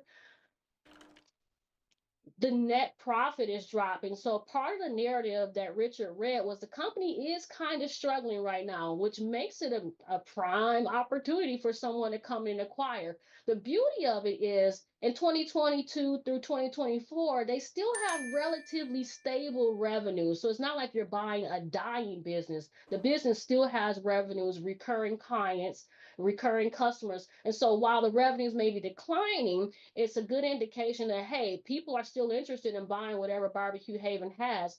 Then we would dig a little bit deeper and look at some of the other expenses. But I like how many of you pointed out the net profit is dropping. Let's take a look now at the balance sheet to see the overall financial position. And this is the balance sheet that I was referring to earlier. The balance sheet for Barbecue Haven, we notice their cash is trending down. They only had $21,000 in cash in 2022, and now it's down significantly into 2024, which we would expect if the company was struggling, which we would expect if we were looking at the profits and losses all on a steady decline. A couple other things that I think are worth noting about Barbecue Haven's fixed assets, they've not made any investments in their capital assets. So it's looking like the plant property equipment, they're using the same equipment that they've had at least for the last 3 or 4 years. Notice also that their liabilities are increasing significantly. Now, to me, that's an indication that, hey, there's some sort of level of risk here with being able to pay down or pay off those debts in the event that Sonia acquires Barbecue Haven. And also look at the dividends. These owners have not paid themselves anything in 2023 and 2024. And so just that first glance, I'm like, the overall financial position, they have some cash in the bank. They do have a lot of liabilities. But again, possibly acquiring them means we can generate additional sales because they already have recurring and repeat customers. Let's now take a look at the cash flow statement. And look at the cash flow statement just for 23 and 2024, noticing that there is negative cash flows coming from operations, which is definitely a concern. We also see that debt is increasing mainly in the form of credit cards not being paid and also in long-term debt increasing. So before we go any further, my initial questions to you would be, after you looked at Barbecue Haven and you see their financial condition, you see their transfer, their profits, and you look at their cash flows, why do you think Sonia should be interested in acquiring this business? What justification do you have for her still considering to purchase Barbecue Haven? Go ahead and put some of your responses in the chat. Trisha, Shanice, Brad had a really good point, which was if we look at Sonia's financials, wages are about a 25% number on the common size, and for Barbecue Haven, it's 33. And so his question was, if they're in the same market, how could the wage expenses, or why would the wage expenses be that different? That's a great question, Brad. Might be able to optimize expenses, like maybe some expenses would decrease. are, Sonia, remember how we said she did achieve her goals, and it's possible she achieved her goals by training her employees. Can she then take those procedures and policies and implement them at Barbecue Haven to lower their costs for their wages as well? We talked about how Sonia at Samuel's Barbecue also may have implemented some standard operating procedures to eliminate waste. Can she then take those same procedures and policies and implement them at Barbecue Haven there? So that was a very good observation. And those are questions that we want to ask. And that's the narrative that we want to put together. I also see Jasmine saying the alignment of the market. So you all know the what qualifies as an opportunity. So she's already in this space. So yeah, I can definitely see, being able to take over another barbecue place. So one of the things we're going to do now is to talk a little bit about the pros and the cons of acquiring Barbecue Haven. And as we think about the pros and the cons, remember, Sonia is going to need to access capital. She's going to need some sort of financing in order to purchase this business.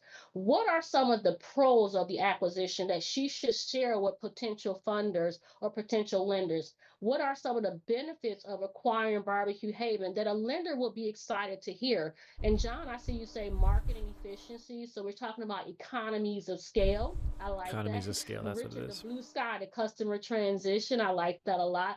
Sir, Evan, you said location, location, location. So when you're in a restaurant, and some of you are, you're really limited to the demographics and the ability to get to your location. But by expansion, you reach a whole new target demographic.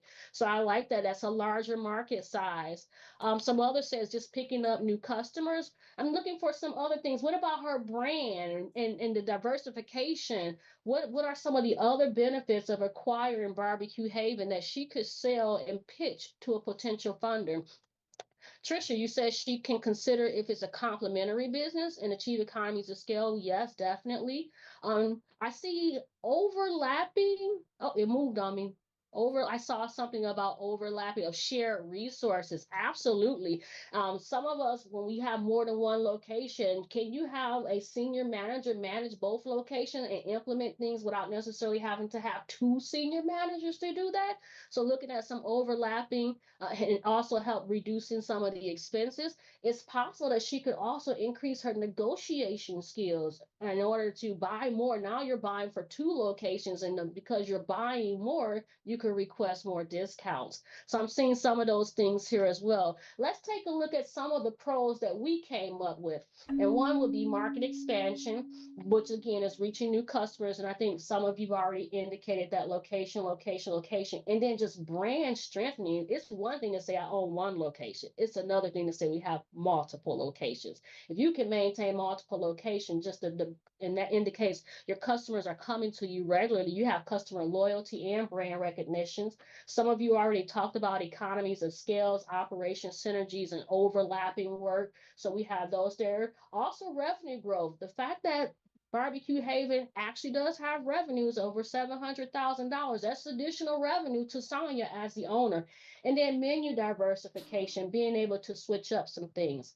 Now, with any pitch, we always have to address the downside. What are the cons of acquiring Barbecue Haven, especially based on the numbers we have? Sorry, Shanice, I want to just highlight one other point. You talked about Barbecue Haven doesn't look like they've invested much in their equipment. So somebody put into the chat, maybe you set up one location as really the main commissary or the main kitchen to service the other place, right? So you don't need that production capability in both places. You can consolidate it in one, get efficiencies and economies of scale, but still provide products to the other one. Absolutely. So now we're thinking outside the box, but I like, again, the narrative. Thanks for sharing that. Now, what are some of the areas of concerns that Sonia needs to address? So what are the cons of acquiring Barbecue Haven? Go ahead and put some of those responses in the chat and we'll take a look at those. Acquiring their debt. Yeah, that's definitely a concern. We have to look at cultural alignment. the cost of the loan, maybe needing new equipment, Christy says. And then Richard says, are there vendor products that they can carry that could be added on? So I'm seeing quite a few areas. I like that one, Dwayne. Customers' hesitance to change. Not even customers, but what about employees? Are we acquiring the employees of Barbecue Haven too? Are they going to adapt to our culture? Are they going to adapt to our SOPs? And so the new employees.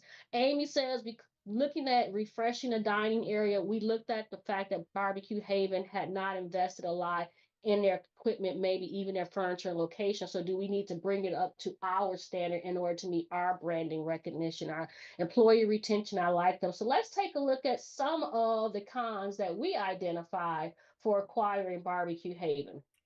One more thing, Shanice, there's a good point that once you get to a certain size company in terms of number of employees, new regulations may kick in, new requirements for benefits, right? And so, we talk all about growth being good. You just want to be aware of what that growth may do to your benefits requirements, to all kinds of things. Absolutely. And so part of the purpose for this exercise is to get all those things on the table and then let's start addressing them one by one. We may not address everything, but there are some things you do have to realize that comes with growth. And part of that kind is you may be subject to additional regulations and requirements that you had not been subject to before. Of course, there's a financial risk associated with acquiring another business, especially knowing that they have deteriorating revenues and deteriorating margins.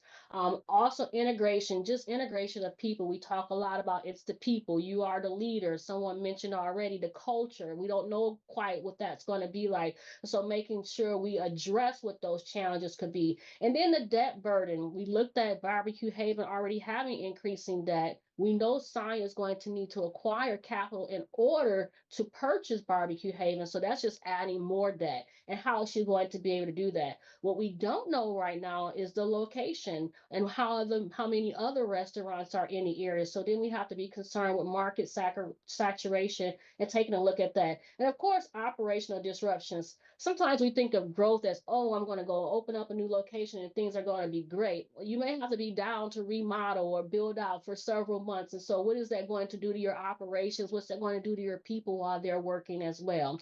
And so our goal primarily here, once again, was let's take a look at the financials, the numbers, and develop our story. And so our key takeaways before we jump into our Q&A section is we want to look at the numbers, and our numbers are supporting our story. I will tell you that the story is the most important piece of your numbers. The numbers are numbers. 1, 2, 3 equals 1, 2, 3, no matter where you go. But it truly is the story. And we use our numbers to back up that story. And we want to make sure that when we're telling our stories about our financials, we're not just highlighting only the good, because there are risks associated with every business. And especially if you're pitching for financing or fundraising, folks want to know, what are those risks? What are those bad things? What are those negative trends? What are those cons, those downsides that we have to address? Making sure you have a story to, one, acknowledge what those risks are and how you're going to address them.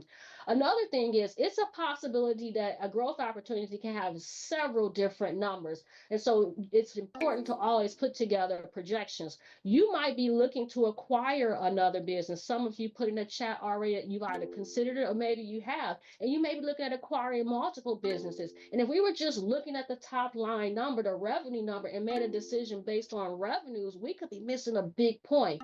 And so it's very possible that when you're looking at growth opportunities, you can be looking at a growth opportunities of a company and acquisition that has rising revenue but deteriorating margins. And so we want to make sure we understand the story behind that, and then making sure we address that story to whomever our funders may be, our investors may be. What I would like to do now is to open it up for questions. I know we have been taking notes of some recurring questions, and Richard and I will tag team it at this time. Are there any major questions that have come up? So I mean, Shanice, I want to raise one point that Margarita made, which is a good one. And she kind of said, okay, you're buying another barbecue restaurant. What if barbecue as a cuisine falls out of favor? Do you look for a different type of restaurant, right? And so, when we talk about diversification, there's a lot of different dimensions to it. Great point. Great point. So Janice wants to know, does QuickBooks have a report with ratio computations? QuickBooks has a report of comparative financials, but not so much ratio computation. So when we talk about net profit margins, you know how we do comparative income statements. You can get some financial ratios out of QuickBooks, but only on a comparative basis.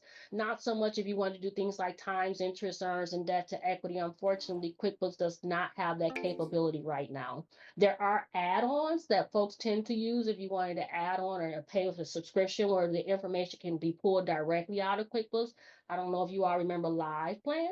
Live Plans is one of those Live add-ons that can do Plan. some of those financial Yes, does ratios the for you. ratios. That's the value. Yeah, I and think there that could are be with other Live Plan. Okay, so now I might have to get my minor. Live Plan So, subscription back. Janice, I think a local library, an SBDC, might be able to get you access to comparable data on both businesses in your NAICS code or in others, like for growth opportunities.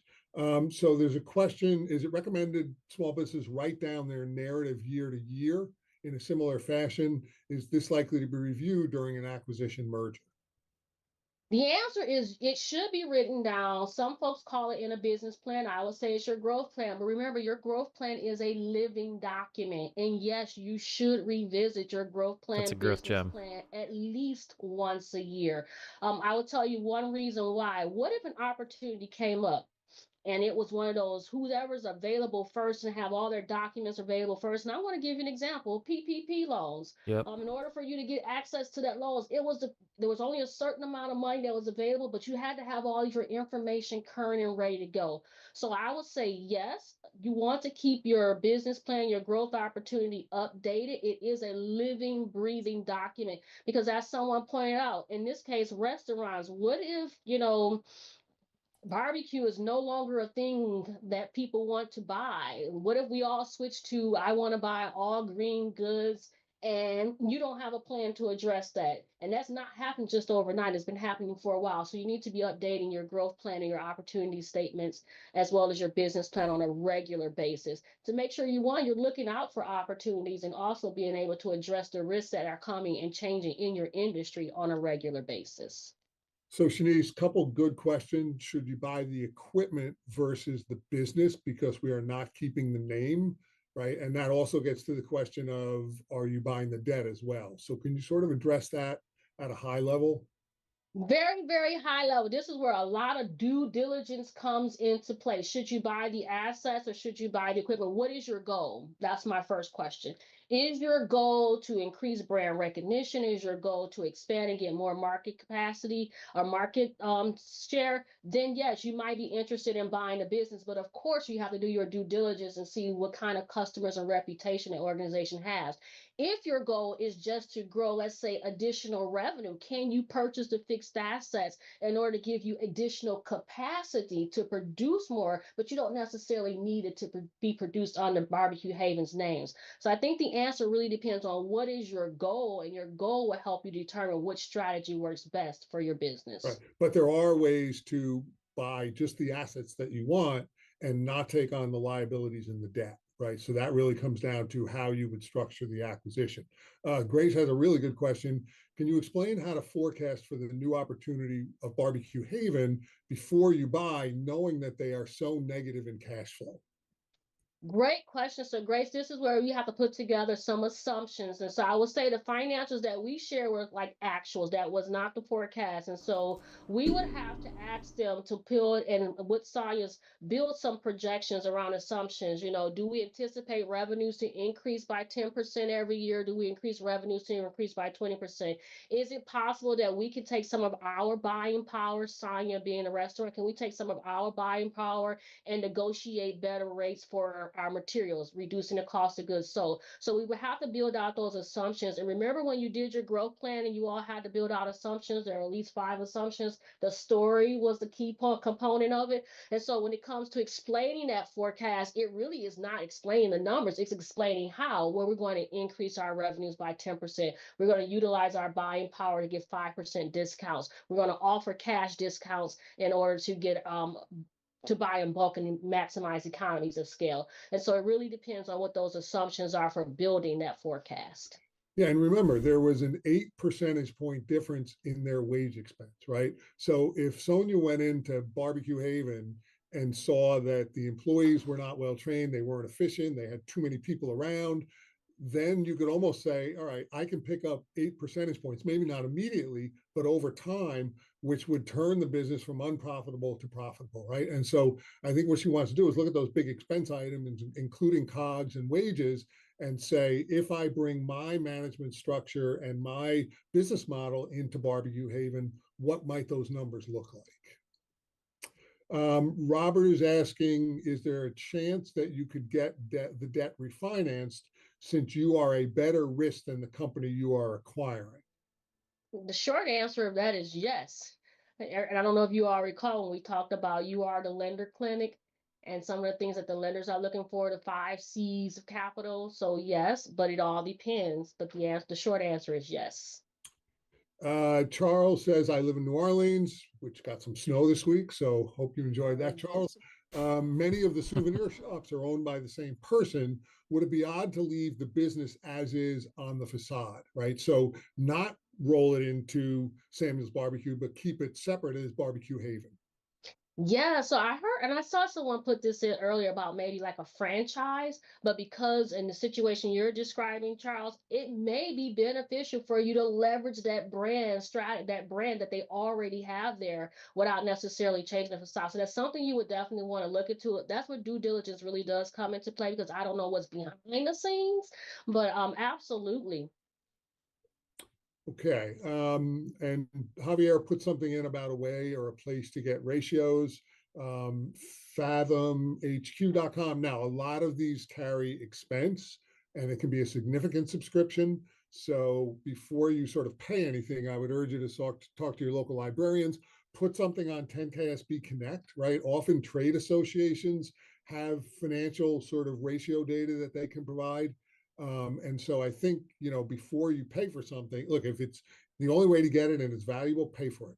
But look around beforehand because we want you to sort of conserve your cash flow if the resources are available elsewhere. Question from Javier, what do you think BBQ Haven could have done to reconsolidate debt, tighten efficiencies instead of getting acquired, especially since they were in a weak position on the financial statements, making them less attractive to lenders? What conditions would have had to exist for them to be able to do that? Great question. I think that's part of that self-assessment that Barbecue Haven would have to do internally, find out what works and what does not work. And then based on the resources that they have, I would always put my resources into what does work and try and turn the company around that way. And then those things that do not work, slowly but surely phase them out. And so, for example, the fact that they have repeat customers, maybe asking their customers, what is it that you want to see on our menu? And if they have the ability to do that, then those customers are already coming in, then be able to generate more sales there. The other thing is like even asking your employees, hey, what is it that we can do better to make your job a lot easier? We talked about how Saya trained her employees. Sometimes it's just asking your employees may have great ideas for improving efficiencies. So I understand where you're coming from, Javier, with Barbecue Haven wanting to remain Barbecue Haven. Taking a look inside, see what works and what doesn't work. Focus on those things that do work and slowly address those things that do not work. Well, and there's a key lesson here, right? I mean, part of the curriculum was asking you to create an exit strategy, right? I guarantee that the owner of Barbecue Haven's exit strategy wasn't to run it into the ground, have negative cash flow, and then try to sell it, right? And so all of you at some point are going to want to transition your business, possibly by selling.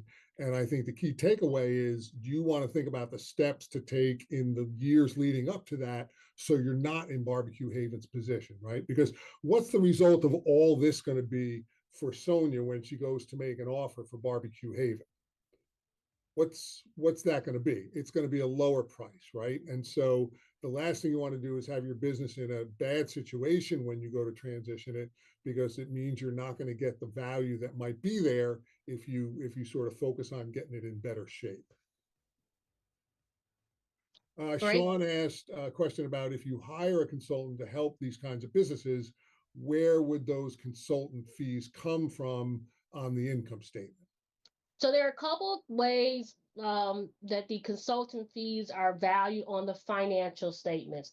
Sometimes when it comes to business valuations, it could be included as part of the overall value or purchase price that you include. That will be listed as part of the asset. as your acquisition cost. And sometimes it is just a consultant coming in and maybe reviewing the financials for you, and that will be considered a professional fee expense. So it really depends on how it's structured. And I would say once you start getting folks involved in the valuation, it is possible those valuations can be very, very costly. It may be beneficial for you to consider having those professional fees added to the value of acquiring the business, which would be part of your acquisition cost. But if it's some one-offs, like you may have someone do some appraisals or have someone review their financials, that will be considered a professional fee. So Janice is illustrating the point we raised earlier. She says, if I were buying Barbecue Haven, I would offer to assume their lease and give them $1,000. And that's hardball, right? But I mean, let's put it this way. You would assume that they would want to at least walk away with enough to pay off their debts, right? I mean, the last thing you want to do is walk away from your business and still have financial obligations. Heck no. But I think the key is this is a dire situation for Barbecue Haven. They're bleeding cash. And so you're not in a strong negotiating position. Very good point. Thanks for bringing that up. Wow, you're tough. $1,000. And the lease. Okay, Janice. Other questions for Shanice?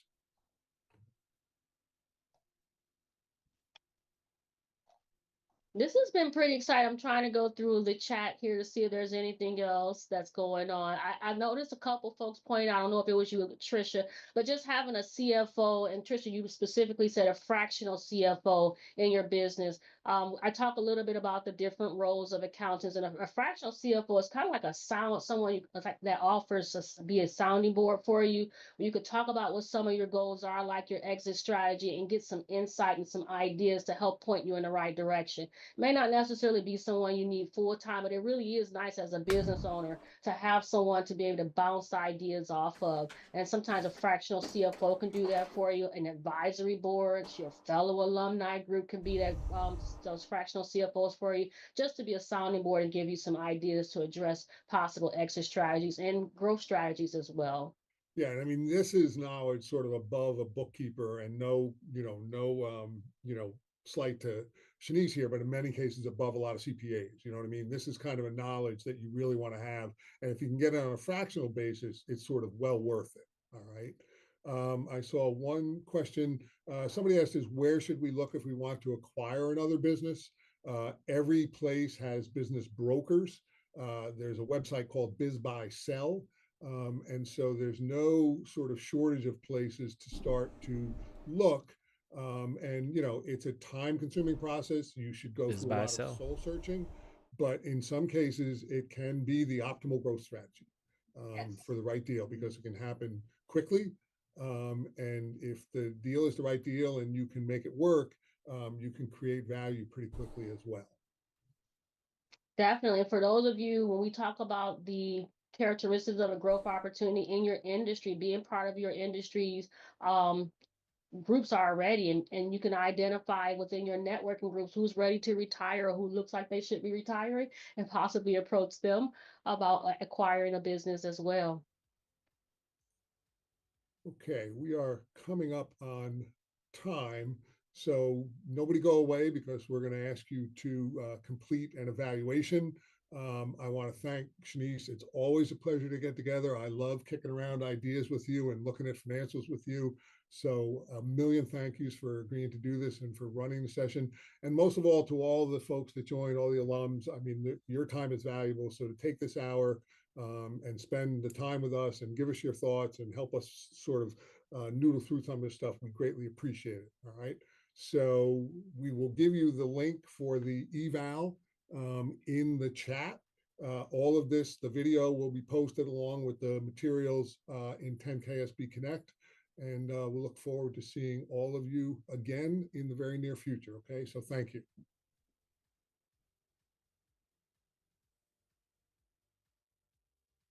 All right. That was the session. Oh, yeah. What to take away from this webinar: intimate and business. Get my ratios. What else? Clean the books up. Clean up books, like time box. Time to correct books. Yeah, effective. It's important to growth. It was super engaged. What percentage of the information was new to you? Wasn't like new, but I can use this session information immediately. Would you like to learn more? Yeah, I think so. Would I recommend this topic? Sure. Any more specific alumni programming? Probably like AI. And survey. Done and done. Okay, folks, so we got through our meetings for the day. There are some activities that I'll have to get around to, but we're going to go ahead and take another break here. Might grab a bite, might grab something to eat, drink. We'll see. I'm going to set the break maybe for 30 minutes, and we'll come back then. Instead of restarting the stream, I'm just going to set up the timer for that, and we'll see where we go. Maybe we'll be back sooner, who knows, but we're experimenting with the countdown. That's what matters. Let's bring our countdown back up here. We'll go back to the BRB page. Here's our countdown. So once I show it, it starts to count down. Okay, so let's go to my script.